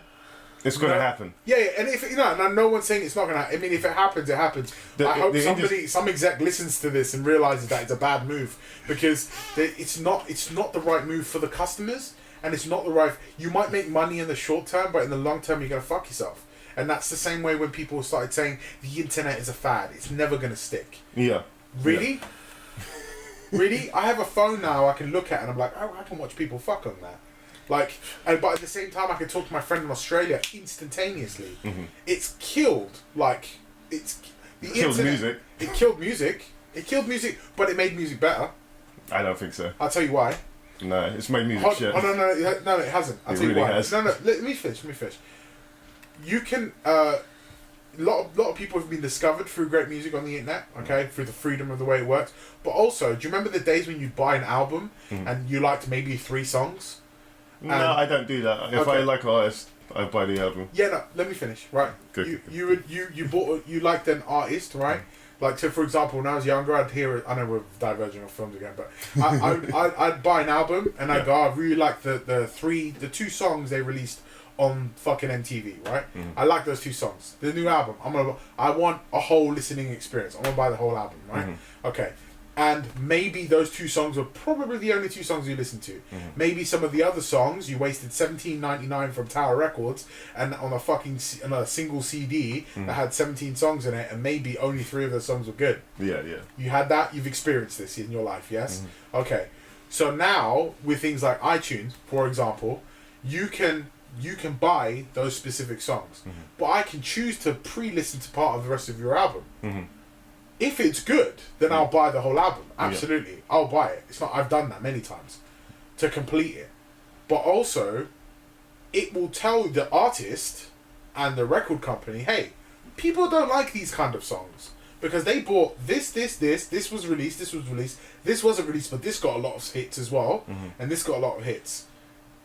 So maybe make your songs a little bit more like this, and then everyone can make money. So it makes artists up their game, because I know that you need to speed up and you need to make an album and you need to just get to the end of it because you concentrate so much on 3 or 4 pieces of work on a fucking 12-song album, and maybe you just need to rush the rest of it because you just want to make it and get the album on the release date as per your record deal. Maybe the songs are not to the same quality. Yeah. And I know friends who work in the recording industry that have said that. Yeah, that happens a lot. But now you can physically see. I think it improves. It pushes the artist to improve their work. I mean, I'm not saying every single fucking artist, and I'm not saying that people aren't getting fucked by it. I'm just saying that it will push the artist to improve because you can physically fucking analyze the information in front of you by saying a lot of people buy these songs, but they don't buy these songs. What does that tell the artist? Maybe try to do it a little bit more like this, or maybe put a bit more time to this kind of songs next time. That's my opinion of it. I'll say one thing about this, and then we'll have to move on. There's an artist that I listen to called Rob Dugan. Yeah, I know Rob Dugan. Yeah, so he's a very. I mean, I don't know Rob Dugan. Yeah, we're not pals or anything. Yeah. He's a very specific artist. He makes specific music. He did the music for the Matrix. Yeah, that's right. Matrixes. Yes, and he's made one album, and that album is. With his fans, wildly regarded as one of the best albums ever. And so what he's done now, he's created his own site where he's making these really small EPs and said, okay, do you guys like this? Do you guys like that? Okay, I'll make more of this. I'll make more of that. And said, how many of you want something on vinyl? How many of you want something on CD? How many of you want it digitally? And he tallies that up, and he goes, the album that he's making right now, he's making on CD, but he's also allowing it to be downloaded digitally and whatever. But he's got unique rapport with his artists, with his audience, and so he gets to figure out what the algorithm is, so to speak, in either for him to create the art that we want to listen to. And so I think, I'm not saying that's the way forward, but it's a hand of knowing, of getting to know what your audience want to listen to from you in terms of making that art. But yeah, I mean, I don't have the answer for any of this. Nobody does. Nobody knows the answer specifically. It's always going to be up in the air, mate. Yeah. Anyway, Sach, you haven't chimed in on this at all. he wasn't paying attention because you were talking to me and he fucking zoned out. Are we still talking about Disney paying for service? Yeah, bro. Yeah, everything Leo said. Awesome. I'm sorry. You could just tune out then. I'll just do the rest of this podcast with Joe. Go ahead, Joe. Okay. I've got nothing. I feel that it's been discussed to death, and like I feel Leo's hit on the nail there.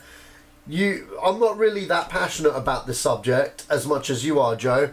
But you should be, because in someone that likes to watch films, yeah, it's going to affect everyone. I mean, in the sense of, okay, you can't buy this anymore. You have to. This is the Whoa! What do you mean you can't buy it no more? Yeah, I can't buy a physical copy of it? All their always be physical copies. No, all their Blu-rays and everything from Netflix. Have they said that? Yes, they have said that. Where? Show me something official. Hold on, let me find it. Yeah. Let's have a look. So anyway, look. If it happens, it happens. I'm not going to cry about it. Sure. I get that, but we're film lovers, and I for one,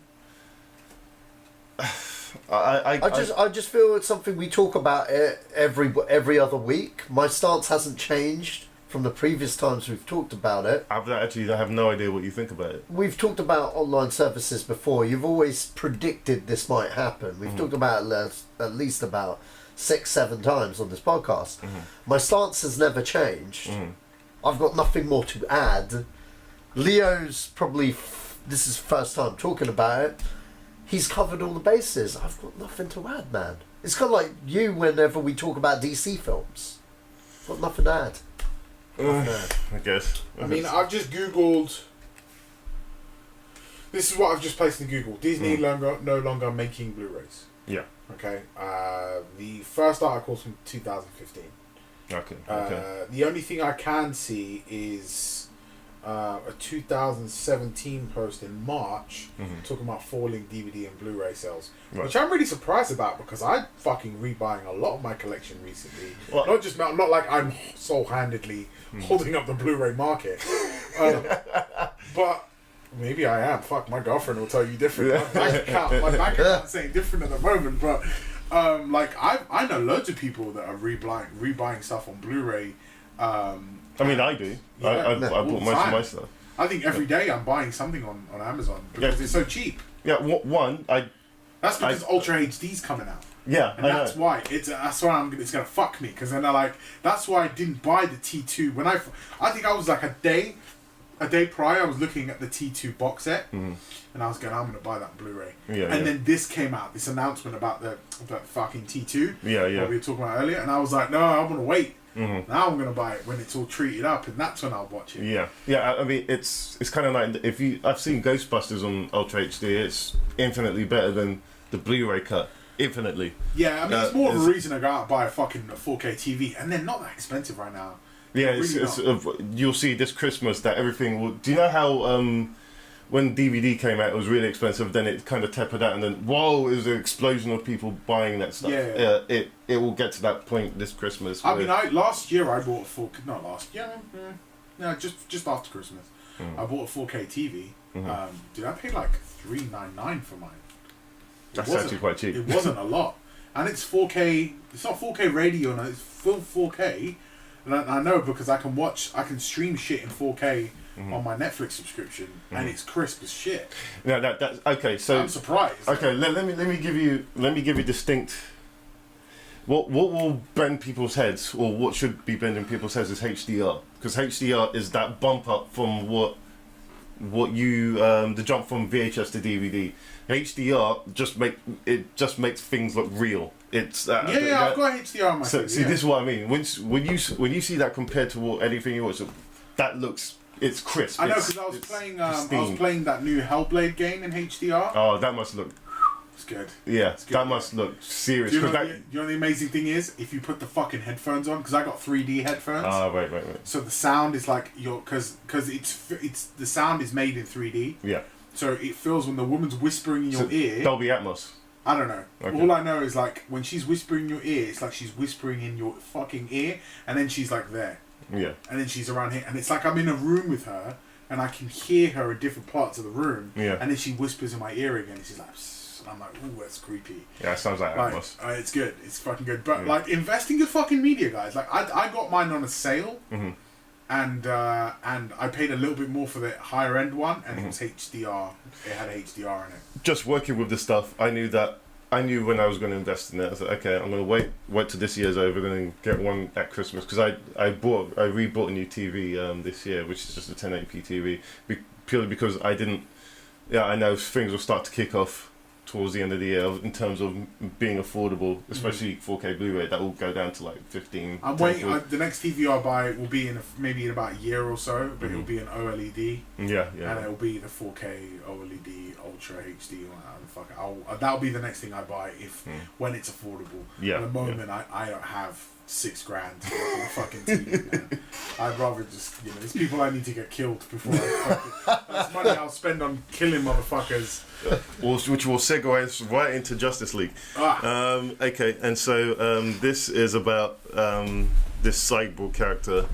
They're doing reshoots at the moment, and a lot of it, Joss Whedon's doing a lot of reshoots, and he'll be focusing on the Cyborg character. Hopefully he'll be taking him out.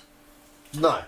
Dude, I'm not. Do you know what? Yeah, I'm afraid of the Justice League being the Avengers, of being too much. I just want it to be good because it's the same director. So I'm kind of have this fear of like, did someone at Warner Brothers? Obviously, the sad thing about Zack Snyder's family and his daughter, but I want anybody at Warner Brothers to be like, hey, fucking just get Joss Whedon.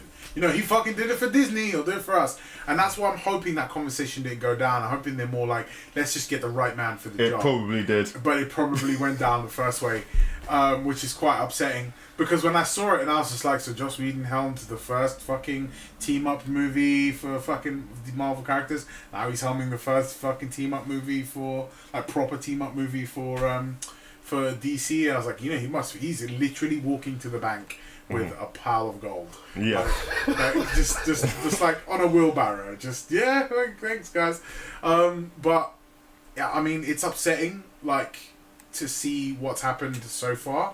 Because I was in the first trailer, and then the Comic-Con trailer dropped recently. I was not in. I'm the opposite. That was the one that got me hyped. I was not impressed, man. I was like, do you know? Yeah, it started to feel a little bit too like jokey for my taste. It was jokey in the first trailer. Yeah, but not as much as this one. And the thing is, man, I have such high hopes for fucking Jason Momoa. Yeah. Like, I just genuinely like that dude. Mm-hmm. Like, as a fucking guy, I think he's a really nice bloke. And he's great with his fans and shit.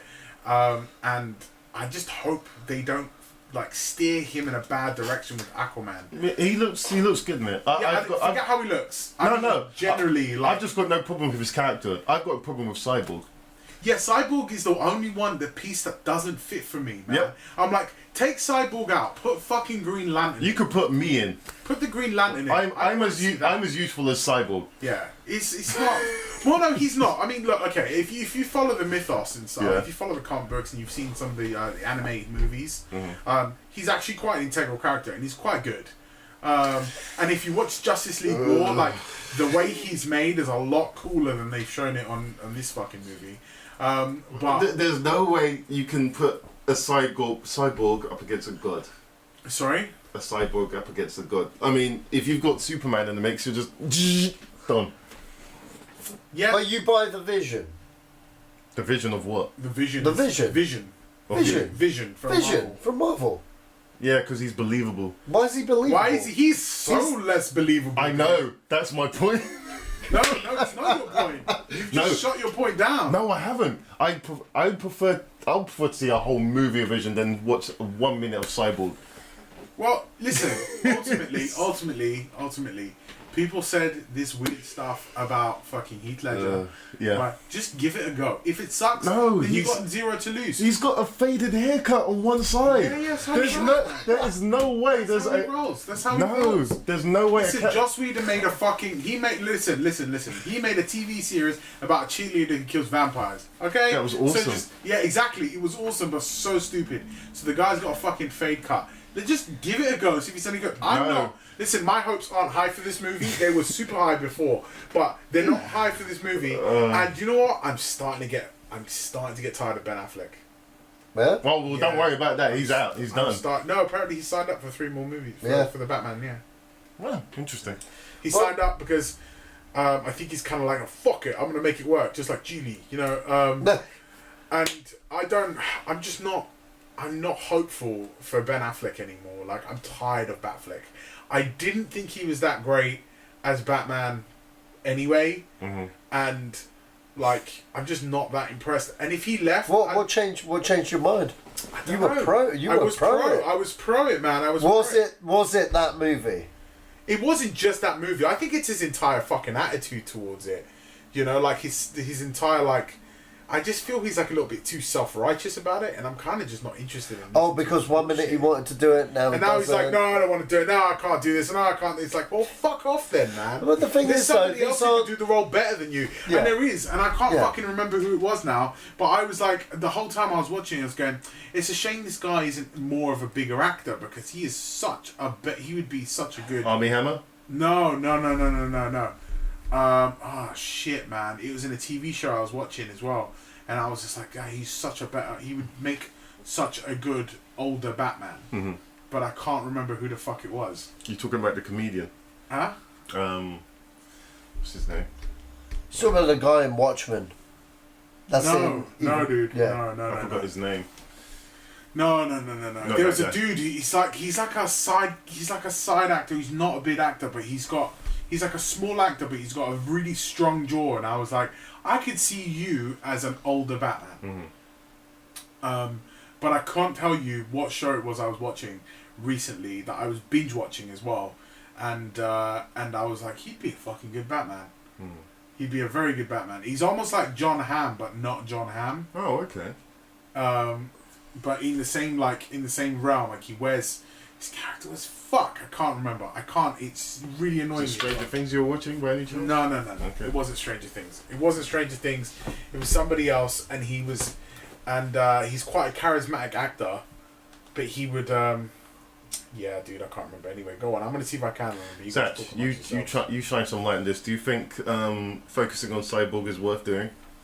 Yeah, I do. Not even that. It's just, for starters, I'd like to point out that this isn't a Josh Whedon picture. This is a Zack Snyder picture.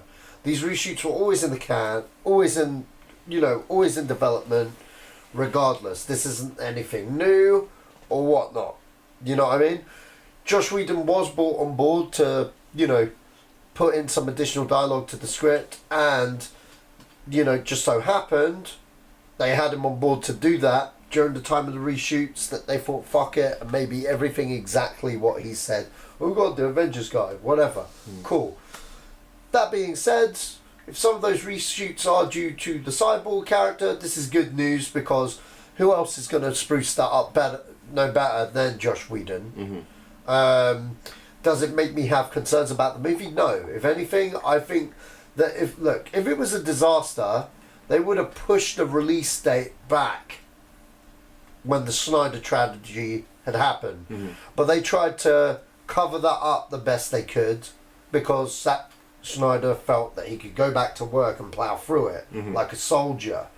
Obviously, his reasons for taking the back seat during the post-production process was mainly because it wasn't on account of himself, but for the rest of his 7 children, the rest of his family. So he had to do what any father would, support the rest of his children. That's a very noble thing. You know what I mean? Very noble thing. And good on Zack Snyder. But you know what? The fact that him and his wife Deborah turned around and said, we're not going to postpone the release, shows that they have sheer confidence in this film. Shows that Warner Brothers still have sheer confidence in this film. And I have confidence in this film, to be quite honest. Because I think they're trying to right the wrongs of the last movie. They know what the general consensus is. It's shown in the marketing quite clearly that they're focusing on the Wonder Woman character with the marketing nowadays. And they should do. That's made bank. And they have to. I do think a lot of it's reactionary, and that's a given. But, back to the Ben Affleck comments. Ben Affleck hasn't come out and said shit. He's kept everything private to himself. Everything's been speculation by the tabloids and everything. And even if Ben Affleck did want to drop out of directing Batman, so damn right he should. He kept true to his word that if the script isn't there or where he wants it to be, he shouldn't be the director for, to direct it. You know what I mean? And that's fair play. He's contracted to star. You know what I mean? Everything else has been speculation. So I'm still pro Affleck. You know what I mean? In terms of Cyborg, maybe Josh Whedon might change your mind, Joe. You know what I mean? But that's the whole point. Do you know what I mean? Maybe his character was the weakest link for every reason that you do say. You know what I mean? Which is why he's getting the special care and attention to get him up to scratch with the rest of the league. So, you know what? I got nothing more to say really. It's just is what it is.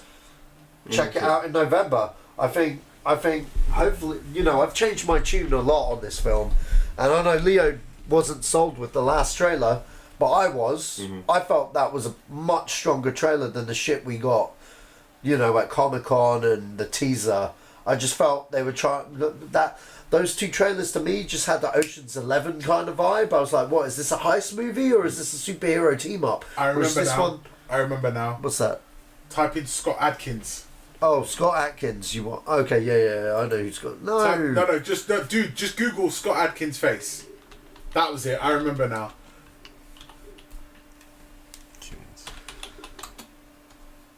Scott Adkins. No, Adkins. Adkins. Yeah. Okay. Scott Adkins. No, Atkinson. No, you're looking at the wrong guy. Oh, shame. Okay. ADK. Scott and then ADKINS. Adkinson. Atkins. He's a martial artist. Yes, dude. I could see him pulling off Batman. All right. Go to pictures of him in the suit. See those pictures on the right there? Fourth one, down. One left. Click. Bruce Wayne, bruv. All right. White guy in a suit. I disagree. No, it's not just white guy in a suit, dude. The dude's ripped. Yeah. Right? He's ripped, bruv. Yeah. He's ripped. He's ready to train. Like, and I'm sure. I think, and he's not a bad actor. Yeah. I've seen him. But he's okay. He's not a bad actor. Yeah, he's ripped. He's not a bad actor. He's okay. a martial artist. He's right? not. He's. I would put him. If you watch some of the films he's in, he's not bad. I've seen quite a few. Yeah, of his he's films. not a bad actor. He's not. He is ripped though. Right, and the guy's like, he's making a lot of movies, and he's fucking British. It'd be good to see I reckon he could pull it off. And if I was going to pick somebody to redo Batman and remove Ben Affleck, I'd give a small guy a chance to be the fucking dude. I reckon he could pull it off because he's got the look already. Yeah, but we're not okay. We're not basing it on looks. We're basing it on acting ability. I reckon he's got that and too. I don't think he has that. I reckon he has. I need him to do at least like different performances it's not hard, than man. the stuff that he's done. I've seen a handful of people be able to do the gravel voice and pull it off. It's not hard. Well, he's wearing a mask most of the time. Maybe. He's definitely got the physical ability. He's the dude, yeah, and I think that's important because it's half the work is done. That's not half the work. The most. I don't know. Well, I guess it's... he's the dude I would pick. Okay. And I remember my specific words to my girlfriend when I was watching. I think I was watching Undisputed 2 with him and Michael J. White. Yeah. And I said to my girlfriend, I was like, you know what's really sad? That this guy is not a bigger actor. Because if he was a bigger name, he'd be in the running to have played Batman if what's his name dropped out. I don't think he'd be in the running. I reckon if he was a bigger name, like he had done more high profile movies, he's still in that like sort of D-list films. It's not even... He's rocking around with people like Van-Damme who are making these fucking D-list movies in the Ukraine. I disagree. So I disagree. That's cool, and that's fine. You can disagree. I'm not going to persecute. Yeah. Disagree. I disagree. Not like I just think. I also really like Frank Grillo. Now. Do you know who Frank Grillo is? Yeah, I know. I can see him more. But I don't see this guy. Are you looking at who Frank Grillo is? Mm-hmm. Frank and then Grillo. I think it's how you spell it. Wasn't he supposed to be Deathstroke? I don't know if he Frank Grillo. Yeah, Grillo, yeah. Him. I think he would fucking pull off like a good like villain. Because he's also another dude who's ridiculously ripped. And he's a good actor. And I know that because I've fucking punished 4 seasons of The Kingdom, which he's in. And it's very good. He's in Civil War. No, he's not. He's in Civil. I don't know if he's in Civil War. He's in I know he's in Winter Soldier. Yeah, he's in Civil War. I didn't know he was in Civil War. Yeah, he's the first guy. Oh yeah. Okay, yeah. So yeah, he's in. Yeah, he's also in Winter Crossbones. Soldier. He's the dude who in Civil War. He's the one when he's they're all Crossbones. in the lift. He's Crossbones. Oh, is it Crossbones? He's Crossbones. I don't fucking know. Because he's wearing the suit in Civil War. Oh, okay. All right, I've got to bring order back to this. Okay, so we agree that him doing the reshoots for Cyborg is a good thing, apparently. I'll believe I'll believe it when I see it. Okay, so Arnold Schwarzenegger is going to be in T6. He is going to be the human that is based on T800 model. Okay. Yeah. They did that already, remember? Yeah, I know. But they're going to do it again. Sergeant Candy. Oh my god, in T3. My name is Sergeant Candy. Yeah, I mean, sure. I don't have a lot. Do we need to see that again? We know who Arnold Schwarzenegger is, and we know that the thing was based on him. Look, if this is Jim's words, like you're on a first name basis. If this is Jim's words, to call him Jim. He can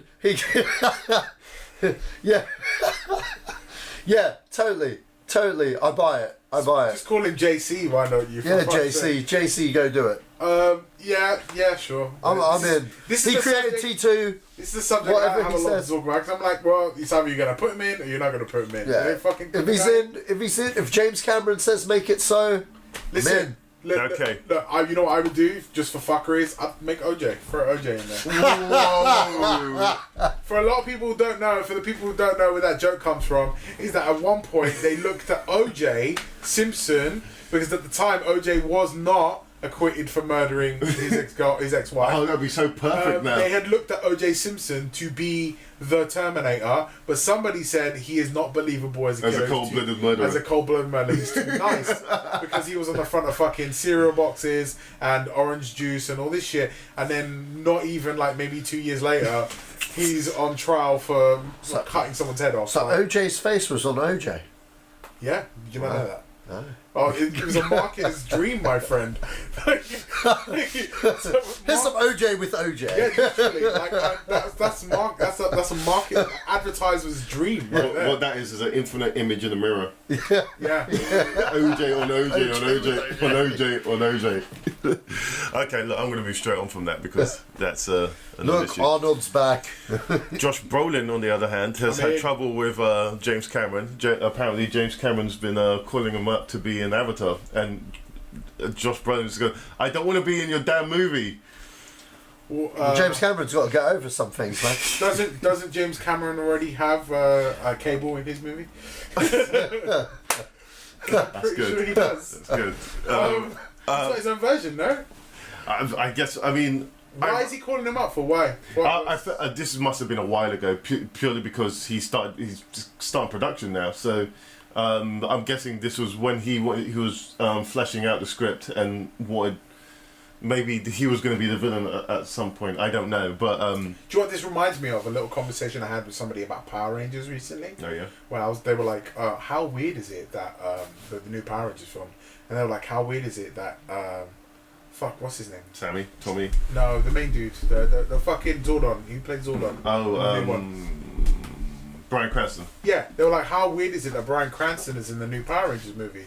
And I was like, I know it feels left field, but you know he did a lot of the voices for Power Rangers in the original TV series. Mm-hmm. And they were like, really? I said, yeah. I go, maybe there was some sort of contract that he wrote where they said everyone has to be involved for a certain amount of time, and until we involve you, like, you need to make X amount of Power Rangers paraphernalia, like, related paraphernalia before your contract is up. And maybe the last thing that he had was this one thing that he's still holding on to. And they're like...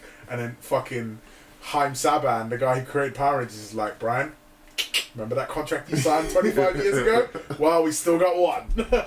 And you're going to be in the new one. He's like, oh, guys. And that's how they pull the big name movie in. And it just so happens that Bryan Cranston just seemed to be the best thing since sliced bread at that time.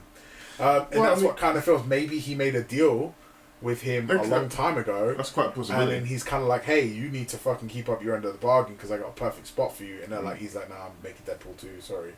Like, I'm cable now. Yeah. You know. Well, so I mean, that's what it is. But I'm guessing it's James Cameron.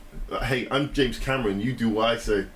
I don't think he doesn't strike me as that kind of director. Oh, really? I don't think so. Yeah, because I think Michael Bay is more that kind of director. I think Michael Bay's like, you know who the fuck I am. Yeah. Like, I don't think James Cameron's like. I think James Cameron's like, okay, all right, we'll see. Like, I think he's more of that kind of guy. You think he's more calculating? Yeah, well, he's fucking James Cameron. He's great for Terminator.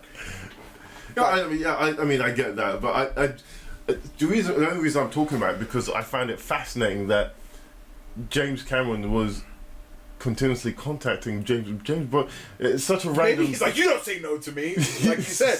He was like, you know the fuck I am. Or maybe he's this kind. Maybe it's like less serious as it sounds. Maybe it's just him like.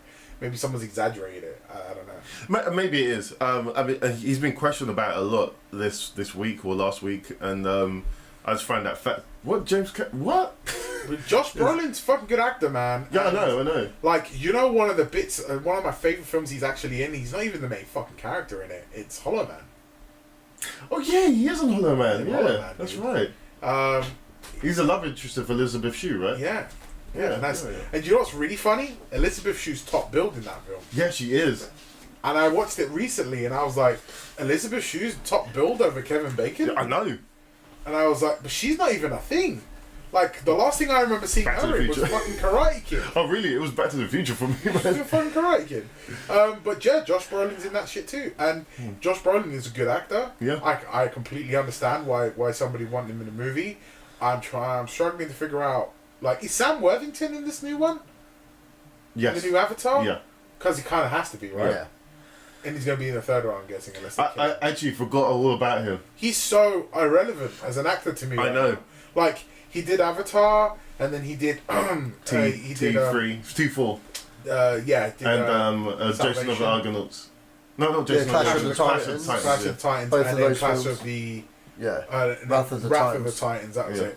Man, Sam Worthington, man, that guy. I don't even give a shit about that guy anymore. Yeah. I can't remember the last thing I saw him in. I think Chasing Mavericks might have been a film he was in, or that might have been Jared Butler. Sabotage. Sabotage. Yeah, Sabotage. He was in Sabotage. Yeah, he's unrecognizable. With who? Arnold. Oh yeah. I remember that. Sabotage was okay. Yeah, Sabotage was good. I didn't quite mind that movie, but yeah. Anyway, your guy Josh, he's a good actor. I understand why somebody would be chasing after him. Maybe he was almost Batman. Sorry, the choice was between him and Affleck. Wow, I can see that. Yeah. I can see that. I mean, what, you're going to give Affleck? You're going to give Batman a southern swing? Yeah. The thing is, with Batman, you have to have a strong jaw. Mm-hmm. It doesn't work that way unless you're Tim Burton and you make Michael Keaton. He hasn't got a strong jaw, but Michael Keaton's fucking Michael. He just looked the part. Michael Keaton is the best Batman. Can we all just say that out loud now? We so can. we all agree? Yeah. Don't fucking huff and puff with me, Joe. Oh. He's gonna come out and say Val Kilmer, and I'm gonna slap him. Hey. Do you know what? Val Kilmer's not actually that bad. Val Kilmer. You just said you gotta take that. Hold on, I'll take that back. No, I'll you take can't that back. say that. I'll take back what I said. And I'll remove Val Kilmer's name, and I'll drop George Clooney's name, and then we'll go. But I absolutely fucking hate Christian Bale as Batman. What? Do you know what it is? It's what he looks like in the cowl. His eyes look too close together. Look at dude, bring up. Hold on, just bring up. Bring up a picture of bring up one tab of Christian Bale in the cowl, right? And then now bring up a tab of Michael Keaton in the cowl. And just bring up two pictures side to side, split your screen, right? Like I just want a front facing look of him in the cowl. Oh look, there's one there. Right, okay, just to the right. That's Batfleck, and there's that. Okay, tell me the eyes don't look so close together. Tell me the nose and the eyes just aren't a little bit too close together. I see what you mean. I see what you mean. Do you get what I'm saying? Like, everyone else has got a normal head, but Christian Bale's just got this weird, like, my eyes are too close together shit. Right? Now, so find another picture. See if you can find a picture of Michael Keaton as Batman. Okay. Right? I love how Ben Affleck looks like he's been caught taking a dump. Yeah, he's like, he's like, you can't come in here. Okay, so Michael Keaton, right? Okay, eyes. Yeah. Best Bat. That's from Batman Returns or Batman? No, it's Batman. First one, right? Yeah. Okay, cool. Now bring up the picture of Michael Keaton. And actually, you know what's a better picture? Go right to the top. Can you go that one? No, left one. That one. That's a really good picture of him. That gives you an idea of what he looks like, right? Now, that's Michael Keaton there, and then you got Christian Bale on the left, right? Is that Christian Bale on the left? Yeah, it is. Yeah, okay. But that's not the right cowl, is it? No, that is the right cowl. Really? Yeah. No, his eyes still look too close together. His nose looks too long. This? Yeah. No, that is the... Yeah, his eyes still look close together. Yeah. Too close together for my liking. Right, okay. I just think Christian Bale's eyes are too close together in the cowl, and I think he looks like a fucking douchebag. Also, the way he talks, because he talks like he's almost got a lisp, like that. I've never noticed that. I've never noticed that either. Dude, bring up a fucking scene of him talking as Bruce Wayne. Let's not do this now. Yeah. Fuck. Anyway, fuck Christian Bale. Fuck Christian. He's the worst Batman for me. In fact, I actually prefer George Clooney over Christian Bale. No. What? Dude, Shut up, man. You're crazy. It's not too far. I'm not crazy. That's my personal opinion. Fuck Fair you. enough. It's my personal opinion. But you are crazy. No, I'm not crazy. That's my personal opinion. I would rather watch George Clooney from fucking Dusk Till Dawn, right, play Batman, like that George Clooney, like when he's a raw motherfucker. Yeah. Right? Don't give me credit card George Clooney. Give me raw motherfucker George Clooney, right? And then watching Christian Bale. I don't like Christian Bale as an actor. What? I don't think he's great. He's like one of the best actors alive, man. Sorry, You're nuts. If children, what's it called? Empire of the Sun didn't Empire sell of the you. Sun, he's good as a Hold kid. on. Yeah, And I've said if that before. American Psycho didn't sell you, I don't know what to tell you. Name something else. I don't need to name anything Name something else. What's that thing when he was a grammaton? The Machinist? No, when he had they had ninja swords, they weren't allowed to have feelings. Equilibrium. Yes. Okay, that was a good film. I'll give you that. Boom. Okay. The Boxer? What Good boxer? film. Was That's it what The it's Boxer? I think it's called The Boxer. The Fighter. The Fighter. The Fighter. Oh yeah, with Mark Wahlberg. I almost never remember him in that movie. I always remember Mark Wahlberg. Well, you do have a man crush on Mark Wahlberg. Absolutely. It's like, Well, I have a man crush on Mark Wahlberg and Vince Vaughn. But how did you get through that man crush through the last Transformers film? Because I liked it. What? What about? I liked it because it had Mark Wahlberg in it. Oh my! I've always said this though. I will like a film if it's got an actor that I like in it and he's good in it. I'm not alone in the world where people say that. Yeah. Like Vince Vaughn makes atrocious movies, but they're good films to me because I really like Vince Vaughn. Yeah. So I'm in. Like if Vince Vaughn makes a movie, I'm gonna watch it. Couples Retreat is a good fucking movie, but put Vince Vaughn in it, it's a better fucking movie. Right? Dodgeball. It's a good movie. Put Vince Vaughn in it, it's a better movie. Yeah. Right? I like Vince Vaughn, I'm gonna watch it. Mark Wahlberg. I like Mark Wahlberg. I'm gonna watch it. Like, I'm in. I will buy Wahlburgers. I will go watch a Mark Wahlberg film. I'm in. I don't like Christian Bale. I don't like him as an actor. I didn't say he was a bad actor. Those were my words. Rerun the tape. I just said I don't like him as an actor. It's the same way people just don't like Anne Hathaway. Yeah, I don't like Anne Hathaway. I think she's got a flat ass. I think she was a really bad move to pick Catwoman. I thought she was alright as Catwoman. As the Catwoman that they were depicting, she was fine. Yeah, I don't know. She's too Caucasian. What does that mean? I would have picked like Alison Brie. Really? Yeah. Wow, that's. I don't see it. Anne Hathaway just reminds. She's too white Irish. What were we talking about again? I actually Fuck, don't know. I can't even remember. We keep going back to Batman this episode, man. Josh Brolin. Josh Brolin. Josh Brolin playing Cable and him being wanted, and then we started talking about Sam Worthington. Yeah, And basically. then somebody said James Cameron wants him in Avatar. Okay, well, James Cameron, you didn't get him. What's the next subject? Okay, the next subject is Milla Jovovich playing the Blood Queen in Hellboy. No. What do you guys think about it? No. What, do you have any more things to say on the side? No, that's it. Just What's wrong with What's wrong with Milla Jovovich? I'm sick of her. In what way? Same way that he doesn't like Christian Bale. No, you've got. Understandable. That's fine. I didn't give a lot of reasons why I don't like. I like Milla Jovovich. I think his eyes are too close together. I think he talks weird. Do you know what? Do you know what it is? Okay, honestly, I actually don't dislike Milla Jovovich. What I dislike is the fact that she's always in all of these action films, and the only thing I can associate with her is Resident Evil now. So immediately when I hear her come onto a rebooted property of Hellboy, it's a big no from me Also, because it's kind of like. Yeah, because it's like well, she sucks in everything. You know what I mean? Like, don't get me wrong, she was amazing in The Fifth Element, but she doesn't talk. Really? Yeah, exactly. She didn't really. Not really. Not really. But that was what made it good. She made it believable that she was that. Yeah, I mean there was that. And like what was Joan of Arc? She was Joan of Arc one time with That her was good. ex-husband. Is that the 90 plus movie or whatever? Yeah, the Luc Besson one. That was a good film. Yeah, but Luc Besson's good. Yeah, Luc anyway, Besson's good, except for Valerian. That movie Haven't seen it, sucked. haven't seen That it yet. movie I've sucked. seen it. I think it was good. Okay. Really? I might I like liked it then. it. If you liked it, I might like it. Okay, you guys go enjoy that movie. I okay. Have you played seen- Jet Force have you seen Gemini back in the Lockout? day. Have you seen Lockout? Yes. Yeah. That was a fucking good Yeah, film. that was a good good movie. film. With Guy Pearce? Yes, Yeah. Right at the beginning when he's getting punched in the face, he goes, hold on. I'm getting the fuck beat out of me by a guy called Rupert. I was like, that moment, I was like, I'm in. This was great. Yeah.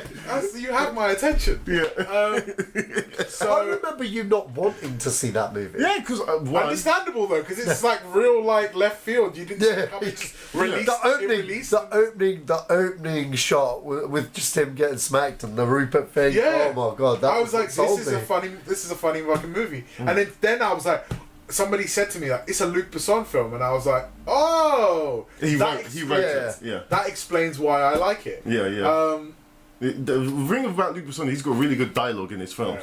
Milla Jovovich.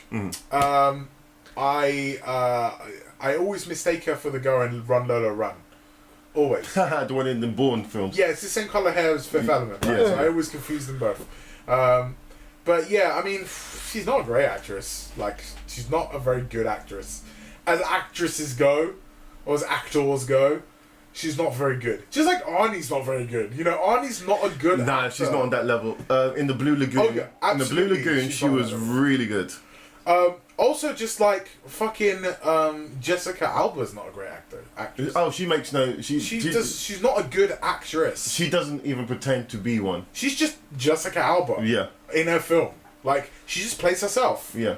You know, like the last Jessica film Alba to me is like Shakira. Shakira knows it's about her body. Yeah. And about she's got some good hooks in her tracks. Yeah. That's about it. She makes bank. She's Yeah. happy. Yeah. Cool. But yeah. So I'm having a flashback. Milla Jovovich. Just watch Into the Blue.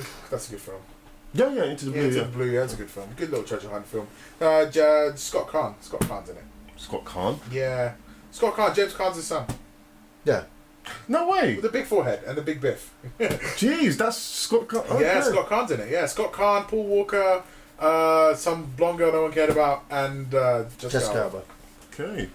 In the Bahamas. I mean, you can't go wrong there. I guess what? But Milla Jovovich has done nothing to really interest me. Like, I stopped watching the Resident Evil films a long time ago. Mm-hmm. After the first one made no sense. I was Yeah. like, I don't know what the fuck. I was like, I've played Res 1 and 2. These are not. Yeah. This is not the same This is thing. not And Nemesis, the third one. Second. That's the one I walked out The of. second one? Yeah. No, Third one's Nemesis is the third game. So the second film, Yeah. I remember watching that, just being like, did you pay someone's cousin to make this? Because No. can you get the money back? This is horrible. Like, I can't. No. It's like she does nothing of interest to me. If she's playing the Blood Queen, like, you know who would have been great as the Blood Queen? Aaliyah. Because she was great in Queen of the Damned as the Blood Queen. Mm-hmm. So, but I'm sure there are many more capable actresses out there, but it fits the genre, unfortunately. So that's probably why they want to transfer the audience from the people from those fucking god-awful Resident Evil films. Yeah. And they want to get them over to watch this new Hellboy reboot, which doesn't need to get made, because unless... Is Guillermo del Toro doing it? No, then it doesn't need to be made. I disagree. You disagree? I disagree fully. Mainly because it's done by the creator of Hellboy. So he wants Guillermo to make a del Hellboy. Toro smashed it. Did he? Really? He did. He knocked it out of the park. The Really? first one and the Golden Army are really good films. Yeah, and they both flopped. But just movie- because it flopped doesn't mean it's not a good film. No, the second movie's a good film. John Carter's a good film. That film flopped hard. That film's a great film. But what I'm trying to say is, Space opera. look, It made me lose my job. look, Space opera. look. I said this before on the podcast. I mean, like, look, okay, Mike Mignola, I think the creator is. Okay, he's been waiting on this guy to make a Hellboy 3 for ages. Didn't happen. No one's interested in making Hellboy 3 unless he can bring the budget down. Okay? I love Del Toro as a director. I loved Hellboy 2. Not so much Hellboy 1 because that had blatant parts where it was like the studio wanted that FBI agent that had nothing to do with Hellboy. Oh, the young. Yeah, who held up a few stores in your time, have you? Yeah. Oh no, that's the wrong one. I'm thinking about Triple X. My bad. Because I think it might be the same actor. Yeah. I don't think so. It can't be. Yeah, it's very true. Well, anyway, the creator of Hellboy, he's taking a stab at it now. It's a reboot because they can't go. You know. Here's the question. What? Would you recast? Fuck, what's his name? That's Hellboy. Oh, yeah. Yeah. Yeah, because they already have. Oh, have they? Yeah, they picked the guy from Stranger Things. Oh no, I thought they were gonna recast. I mean recast. Would you recast the same actor? They already have. No, what's his name? Ron Perlman. Yeah, they haven't cast him. Oh yeah. You said the guy from Stranger Things. Yeah, he's Hellboy. He's Hellboy now. The cop. The cop from Stranger Things. It's Hellboy. Yeah. No. When I mean recast, is in recasting again.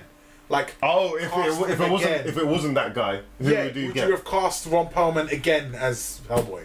Because I think he did a really good job with Hellboy. He did. I've read Hellboy. I think Okay, considering it's a reboot, and the dude's like almost 70, okay? So you do a reboot because, do you know what I mean? You don't want to associate it with the other Sometimes films. they do.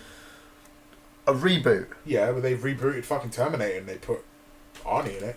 Yeah, but there's no... That just destroys your point well, right there. there's no... No, because all the Terminator stuff, bar the TV series. Well, no, even all the Terminator stuff. Genesis rebooted it. No, but it still continued it on from T1. But it rebooted the franchise. Yeah, but you still needed T1 as part of that thing. Without T1, people still use things from other franchises. When they rebooted The Mummy, they used stuff from the original Mummy in it. Yeah, but like, not really. Yes, really. It was a loose reference. Yeah, but it's there. Either way, that's the one exception. Well, there's an example though. That's the one exception. 100% of the things I've said, it just counts, right? No, because look. Anyway, the point. Go and get your point. Land your plane. Point being. You were losing by like a marginal. I wasn't losing. We can keep going. Right, but anyway, you couldn't name me any more examples out of those two. Give me 5 minutes. I probably can. But well, I'll give you 5 minutes. Do you want me to do it? Yeah, go on. Okay. Only because I want to challenge you. And shut them up for a bit. No, look, if you're going to reboot stuff, and this is generally what they do, like, rebrand, whatever, they're not going to get Ron Perlman, who's almost 70. They're going to go for a younger guy that they can keep making loads of sequels with. Mm-hmm. You know what I mean? And chances are they want to do it under budget, not 200 million. Because the minute you're spending 200 million... more people have a lot more say, XYZ, and Del Toro commanded 200 million for his next movie. Mm-hmm. And he hasn't had a big, massive hit in a really long time. He's had a lot of critical hits, do you know what I mean? But nothing that's been like, oh my god, that's like on the top 10. Are you ready? Yeah, I'm ready. Okay, Johnny Depp from 21 Jump Street. They rebooted the franchise and he played the same character. Yeah, but that was... Hold on. So Richard Grieco was in it, okay? Leonard Nimoy in the new Trek film. That doesn't count. It does. No, it doesn't. Judi Dench in the Bond films. That still doesn't count. Yeah, because they rebooted it. Oh, really? And are they the main characters of the reboot? I didn't say she was the main character. No, now you're clutching at straws, bro. You are clutching at straws, bro. I'm not finished. David Bell in Brick Mansion. What the fuck is Brick Mansion? That's a reboot of District 13. Penelope Cruz in Vanilla Sky in the reboot in Open Your Eyes. Yeah, okay, got you. Oh! Shut the fuck up. Next. No, that's still clutching at straws. Get the shit out of me. Sorry. Whatever. You gave me 5 minutes. I gave you a result. Let's move on. That's it, bro. We're done. It's game over. That's clutching at straws. That's like... Carry on. I want to hear this out. Peter Dinklage played the same character in both versions of Death at a Funeral. That's hardly a reboot. Evil Dead 1 and 2. Evil Dead 1 and 2 with Bruce Campbell. No, I'm okay. Evil Dead 1 and 2 with Bruce Campbell. Okay. Hardly the same thing. Really. It is the exact same thing. It's not the same director as well. What? No, it's not. It's not Sam Raimi? No. Okay. Well, either way, same character. Same character? Yeah, same. Okay, well there you go. Shut the fuck up. Thank you. Let's move on. Okay. For argument's sake, let's move on. Also, Burt Reynolds, the reboot of The Longest Yard. He was in the original Longest Yard. I've not seen and The he's in Longest again Yard. in the Longest Yard. But he's not playing the same character. Doesn't matter, same actor. No. No, it does kind of matter. No, you are really clutching. Okay, well, okay, they're just the one then. I'm sorry, the one out of the ones I mentioned. Dude, seriously, mate. mate. 21 Jump Street, same actor, same character. Not playing the Reboot. lead. Not playing the lead. Doesn't matter though. It's the same actor, same person. Not playing the lead. Same actor, same character, right? Johnny Depp plays the same actor as the same character. I've not seen in the the first reboot of 21 Jump Street. You are really clutching at it though. Did I give you an answer though? But did I give you an answer though? No. Yes, I did. No. Oh my god. Because they have to be the lead. I'm not going to argue with you. I'm not going to argue with you. They have to lead the film. I'm not going to argue Alright, with you. I'm specifying that. But your They specificity was not clear when you gave me Well, 5 minutes. quite obviously, I thought you'd have the common sense to go. Okay. This guy led a franchise, and therefore he's now leading the new franchise. Ash from Evil Dead. Outside of Arnold Schwarzenegger, you cannot say that. Now, you bring up Ash from Evil Dead, he shows up at the fucking end. So he didn't lead the fucking movie. Did it though? He's in Evil Dead 1 and 2, right? Yeah, Evil but he Dead didn't 2 's a lead the reboot of first remake, one, right? though, did he? Evil Dead's a reboot of the first one, right? Yeah, but he didn't lead the Evil Dead remake. 2 is a deep Who's the remake. lead of the remake? It's not fucking... What's his name? What's that? But no, Bruce Campbell. But hold on. If we rewind tape, you were not specific. So And I'm just saying so now. now you're being specific. Now I'm being specific. Okay, right. Now, So do you want to give me another 10 minutes? Yeah, I Or can do you want to give get you proof another. wrong again? No. Let's Okay, give you right, another. okay. Let's go there. Let's fucking go there because you made it such a Anyway, thing. go on to the next subject whilst Come on. you guys talk. I don't think there's another subject. What I was planning to do, I made this list shorter this week, so it could just see what was coming up in the news. Any other stuff that we wanted to talk about. So, I just saw that Tom Cruise has died in Mission Impossible 6. What? Filming Mission Impossible 6. Tom Cruise has died. Yeah. Shut up. Yeah, he's just been injured. What? Sorry? No, I said he died. It was me fake newsing. Yeah, he's just injured. I thought that'd be funny. In terms of the Star Wars news, I'm trying to avoid doing anything Star Wars because it's just a minefield. Anything that you say about Star Wars is spoilerific now. Yeah. So why bother? What else is there? Chris Hemsworth. I don't. Look, you can see. I can see. No, I believe you, man. I believe you. You can look it on my phone. It's cool, man. It's cool. I believe you. I can see it on your phone. Pressing refresh. Nothing's happening. I'm sure the whole world knows that your phone, it's not getting connected. Nothing's doing. Yes. Okay. Yeah, We I can understand. see that. Yeah. Boom. Yeah, I can't see anything here. What I'm talking about. Is there any news that you guys had that you wanted to talk Oh about? no, this is just breaking. I'm not getting food from Johan Plaza. Yeah, it's not happening. It's not happening, is it? It's not Johan Plaza, bro. Okay, my phone's dead. Yeah. Yeah. I don't think there's anything. You have witnessed that. Yes, my phone is being weird. Yeah. All right, give me 2 seconds. Anyway, go on. Just for the sake of the podcast, go on. I don't think there's anything more to talk about. Really. People insulted the Iron Fist. I don't understand why they insulted the Iron Fist. I thought it was a good film. The Iron A good Fist. show. What's Yeah, the Iron Fist on Netflix. Oh, right, I've not seen it. I'm like 6 episodes in. I didn't think it was that bad. Oh, okay. Well, I mean, I heard it was pretty bad as well, but I don't know. If people always have something to say. Oh, okay. So Riz Ahmed is set to play Carnage. Well, he's in talks to play Carnage in the Venom film. Do you think it's too early to introduce Carnage into a Venom film where you're still introducing a character? Venom. Yeah. Well, I mean, Venom's its main strength as a character came from the fact that he took over Spider-Man.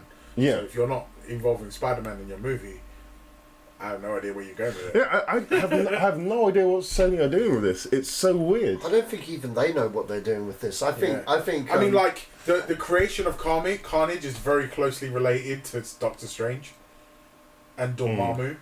Right, the way that whole plot line works out. Yeah. So. Yeah. Which is hugely related to Spider-Man because if I'm correct, Carnage is Venom's spawn. Yeah. Like it's a spawn or its child or whatever. Yeah. But it's hugely connected to the fact that Venom took over took over this serial killer's body. Yeah, and then Cassidy. Yeah, Cassidy, that was it. And then went back to then it came off him and got taken off him, and then went back to Brock, so Brock could then fight. Because once like Venom created Carnage then took over Cassidy, and then he had to fight Cassidy in the Carnage form as Venom. Eddie Brock had to do it. Had to fight and had to team up with Spider-Man. Right. Yeah. I mean, I'm only just going from the cartoons here, but No, you're on point. You're on point. So but yeah, and only because I watched it kind of recently. Yeah. Yeah, dude, you know how fucking expensive those DVDs are? Oh no, I had it been given to me as a gift. So okay, so is it the comic book one where it's like the box set's like a comic book and it's got the DVD on each page? I don't know. Oh, okay. That's what I got. Okay, so yeah, so basically this all happened, and I learned a little bit about this. It got really expensive after Disney bought the rights to Spider-Man. Not Disney. Disney bought the rights to all Marvel stuff, right? Which means that Marvel and Fox had to stop making cartoon shows for a period of time, which is why Spectacular Spider-Man stopped. Yeah. And why Ultimate Spider-Man started, because Marvel, Fox retained the rights to make TV shows, but Disney stopped all production at one point and said, okay, we're going to stop everything that's being made, and we want something that we're going to make again. And they made everyone reboot everything. Right. And that's why Ultimate Spider-Man started, because they were like, oh, we Spectacular Spider-Man, as good as it was and was going somewhere, they're like, we want to go in a different direction. And so Fox had to sort of appease to those rules if they wanted to keep distribution rights, because Disney were like, well, we want to start fresh on everything. But so when that happened, Fox had to stop distributing older Marvel stuff. So the original, not the original, but the 1994 series of Spider-Man, the really good one, became very difficult to get hold of. So I have recently purchased seasons 1, 2, 3, and 5. There's 5 seasons, right? Season 4, a 13-episode season. That's the one with the X-Men, right? No, that's season 2. Okay. Season 4, which is the one with Black Cat in it, is about £97. Whoa! Right, on Amazon, and unable to find. I saw it on eBay for about £54 and was like, no. The other ones were cheap. The other ones were like £20, £10 here, there, and there, and everywhere. And I couldn't, and I now can't find season 4.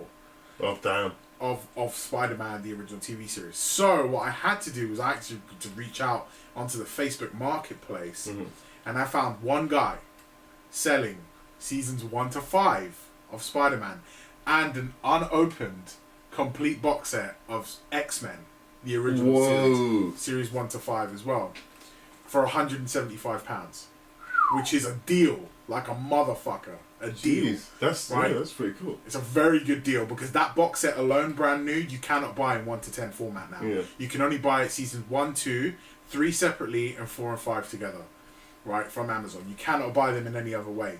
So this guy's got them UK, brand new, sealed, total with Spider-Man, with the series I can't get a hold of, complete £175. I contacted him and was like, listen, would you take 100? He took 100. I purchased it yesterday. I'm waiting for it to arrive. And that all then, and I just bought Fantastic Four, seasons 1 and 2, and then the only thing I need to now buy is the Hulk, the original 94 series, and Silver Surfer. Silver Surfer only made one season of it, and it's 13 episodes. The Hulk, I was really annoyed because they released every single animated iteration of the Hulk in one box set, which is like a 16-disc set, and it usually retails for about £120. Some guy was selling one, and it's been on eBay for about a week or so, and I've been watching it, and I bidded, and I got it less than £30 today. Wow! Just after I met with Sacha, I eBayed and got it for less than £30. Then the dickhead sent me a message saying, don't pay for it yet, I'm going to remove the listing because my son posted it up like he was messing around and it's not complete. And I was like, so this has been up for a week You've been getting messages on your phone telling you that people are bidding on it, because that's the way the app works, right?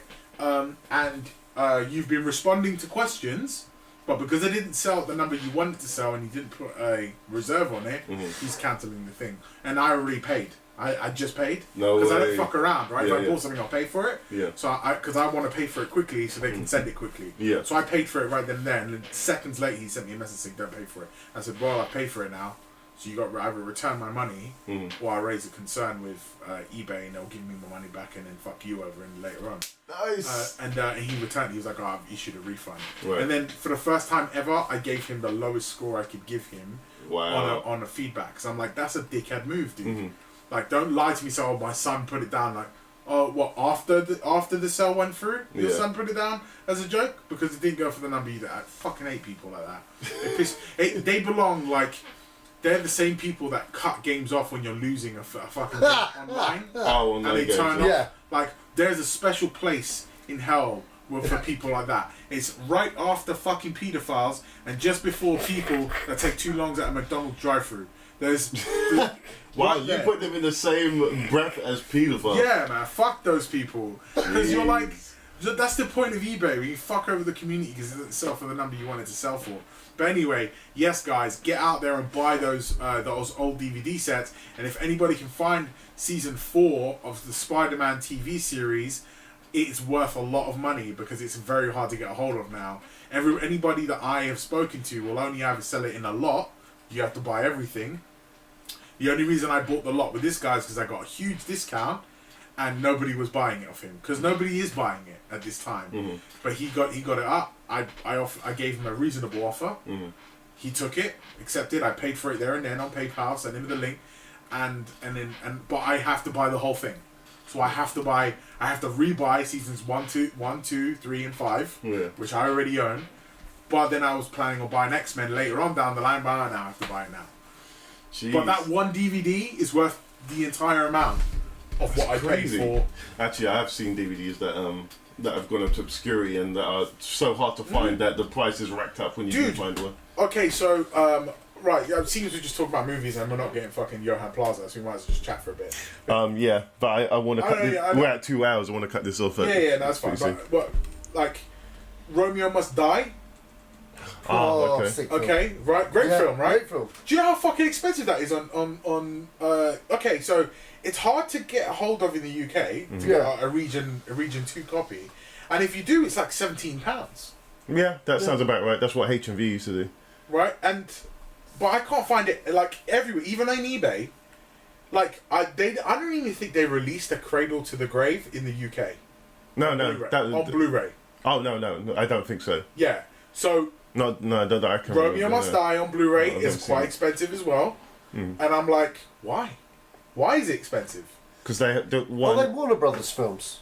Yeah, the Cradle to the Grave is. Well, they're Warner Brothers films. I don't know whether you know, but I know they do this for DVD. They must do it for Blu-ray. But if there's any film on their catalogue that hasn't been like released, you can actually like email them, and they will send you like your own copy of that movie. Fuck off. No, for real. It was a thing on DVD. Like, is it a thing? So it's not. I don't know about Blu-ray, but it was definitely a thing on DVD. But it was because there was, like the older films from back in the 40s and the 70s and the 40s and 60s. All the film prints that have been destroyed or lost. Yeah.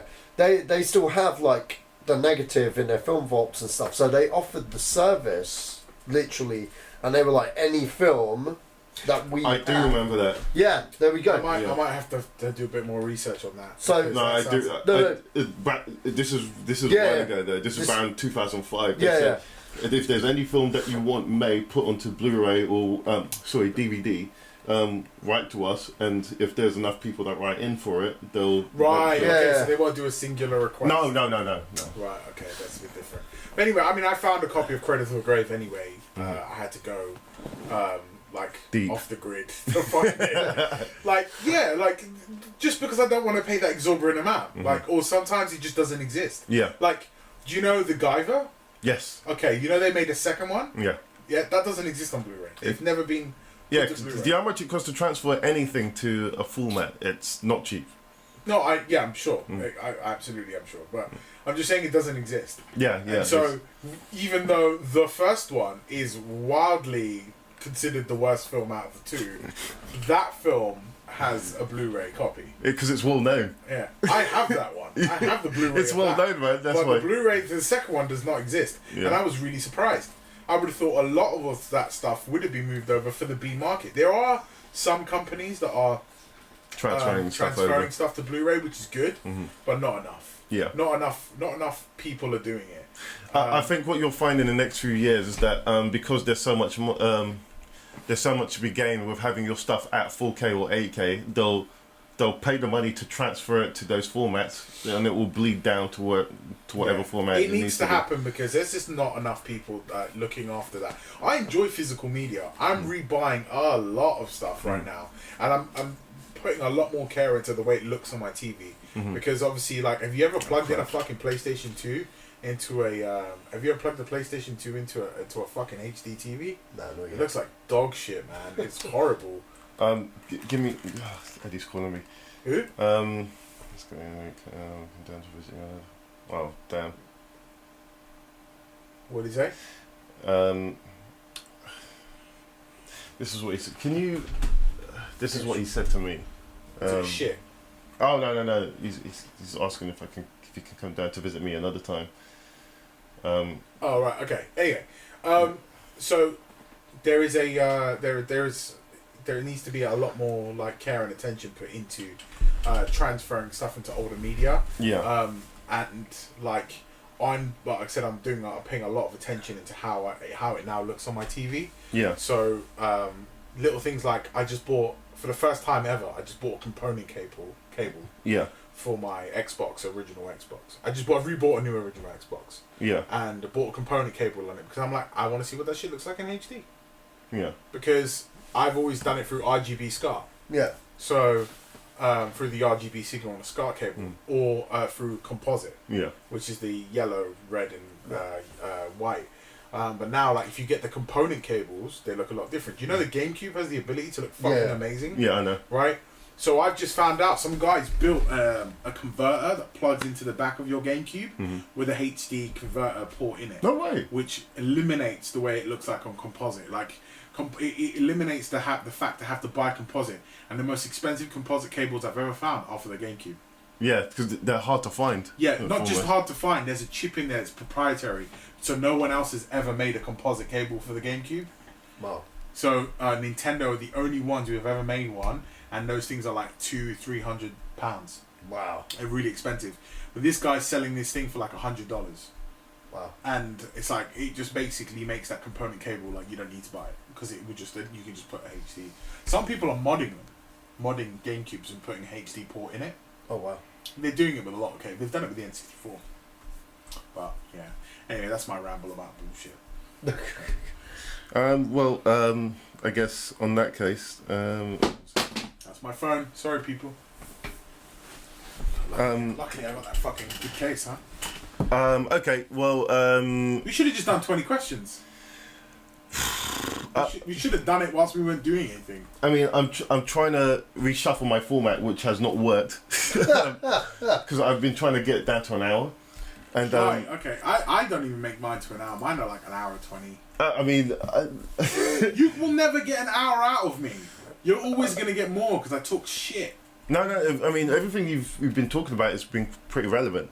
So just make it a fucking hour and a half. I don't understand. I mean, I was going to go to an hour and a half, but it's 2 hours and 10 minutes now. So make it 2 hours. Yeah, people like your content. They're going to listen to it. I guess maybe. Who knows? I don't know. You still get the fucking view, right, people? No. What I mean is because I was trying to. I'm restructuring it a little bit just to see what works and what doesn't work. I mean, if we talk about stuff off the cuff, does that work? If we talk about stuff in a list, does that work? If we do both, does that work? So I'm just trying to mix formats here and see what works. Yeah, I get you. Works for me. Just in state. I mean, not to diss movie talk, but I'm not that I'm sick of it, but I don't need to watch it all the time. And, what do you want to do? You want to do a new podcast? You should do a podcast with me. No. What I mean is that I don't. the movie talk has stuck to the same format since John Campea started it, and it's not that it's boring. It's just that it's so structured that it. Considering the way Joe Rogan does stuff, and what's the other guy name? Leo Van-Dammage.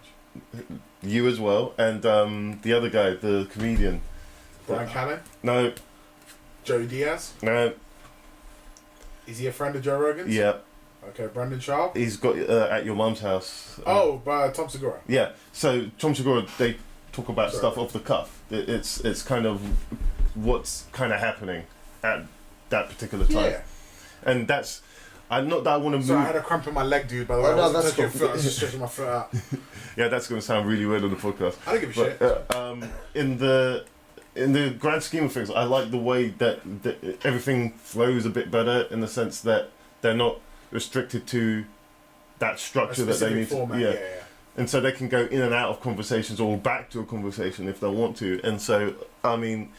I just put topics today instead of doing anything else. That's the best way, I think. Yeah. Just have like loose points, and like, don't get me wrong, I like the way you did it when you had like, okay, we watched the trailer. Yeah, but I just want. But if you wanted to flow a bit better, then you need to have something where like, here's like some structured plots. Yeah. And then we're just gonna bounce off that. Yeah. And that's kind of like, it kind of tangents off to other shit. Yeah. But you get a good tangent. Yeah. If you get a good tangent that goes on, then it's an enjoyable for everybody. Yeah. If you have a fucking tangent that everyone's kind of like, oh god, on to the next subject, or on to this and on to that, like the fucking news.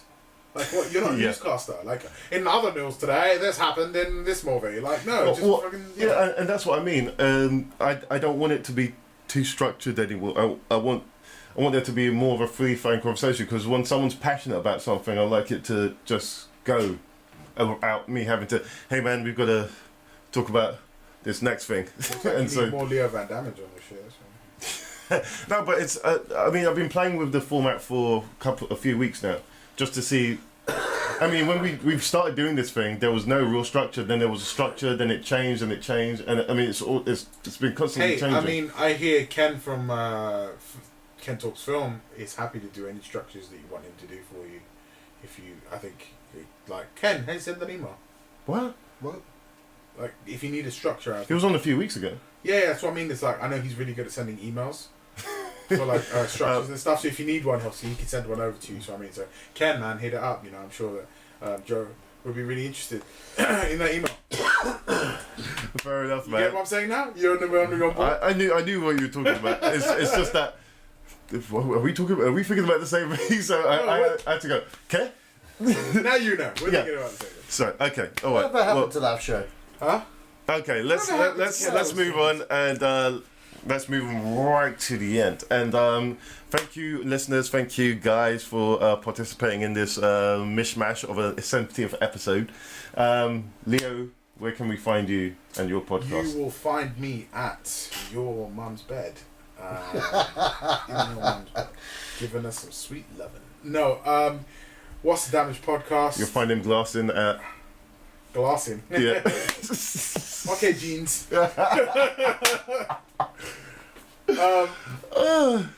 Just glassing. Just glassing. That's a joke from Your Mom's House podcast. Yeah. Tom Segura, Christina Pazinski. Guys, you'll find me at What's the Damage podcast at gmail.com. You're right, What's the Damage at gmail.com with 2 M's, guys. What's the Damage podcast on iTunes. And then that's you'll find it on Facebook. What's the Damage podcast. I've got 2 episodes dropping at some point this week when I pull my finger out. I've just not had a lot of time, guys. I'm really sorry. I have like episodes pre-recorded, but it's just sitting down and putting the fingers to computers and finding the time to do that when you have 2 kids and a job and all that shit. But I will do it, and it will happen this week. You'll be an episode with Steve Bird, which was filmed a little while ago, and then recently Neil Coppin, who you guys had on your show last week. He recorded mine just before yours. That's pretty much it. And then, just look out for my internet search history, bangbus.co. Bangbros, Bangbus, whatever you're interested in. Hey man, that's What? You're giving them free advertisement. Hey, look, listen. My tip of the day. You want to go watch some free porn? Forget Pornhub. Forget Rubhub. Whatever you want to call it. Here's a new one. It's fuck.com. F-U-K. F-U-Q. Fuck.com. You're welcome. Yeah. Interesting. F-U-K. Fuck.com. Anybody interested in porn? Go there. You're fine. For all your porn and monkey smashing needs. Monkey smashing. Yeah, like spank the monkey, innit? That's you need to make a shirt that has. I have a What's the Damage show, you know. Yeah, but you need to make a shirt. Yeah, I mean, I have many shirts to make. Doesn't matter, man. Just monkey smashing is. I don't think I'd be allowed to wear them in public. Yeah, you could. Yeah, you could definitely wear that if you make it provocative enough. Do you know how fuck it is? FCUK, yeah. If you make it as like that, then you can wear it anyway. You're just reading it wrong. Or you're just looking at it wrong. Yeah, no, that's also true. Anyways, yeah, that's where you can find the Van-Dammage. That's where you'll find me. And make sure damage is spelled with 2 M's. Otherwise, you'll probably come across some an inferior version of me. The Spellbargo version. He's like the Bizarro version. He's thin and has a good-looking girlfriend. I just said that about my girlfriend. Hey man, I was joking. Anyway, I'm about to peace out to eat to piss. Alright, cool man. And Sach, where can we find you? Sashman3 on Twitter, and check out Sacha Allari on YouTube to check out all my short films and stuff.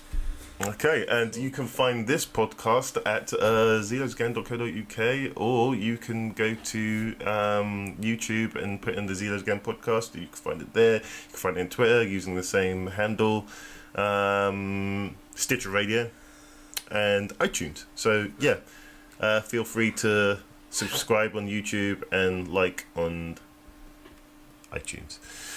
And that is it for another week. Thank you for joining us for the 70th episode. This has been the Zedos Game Podcast, and we are out.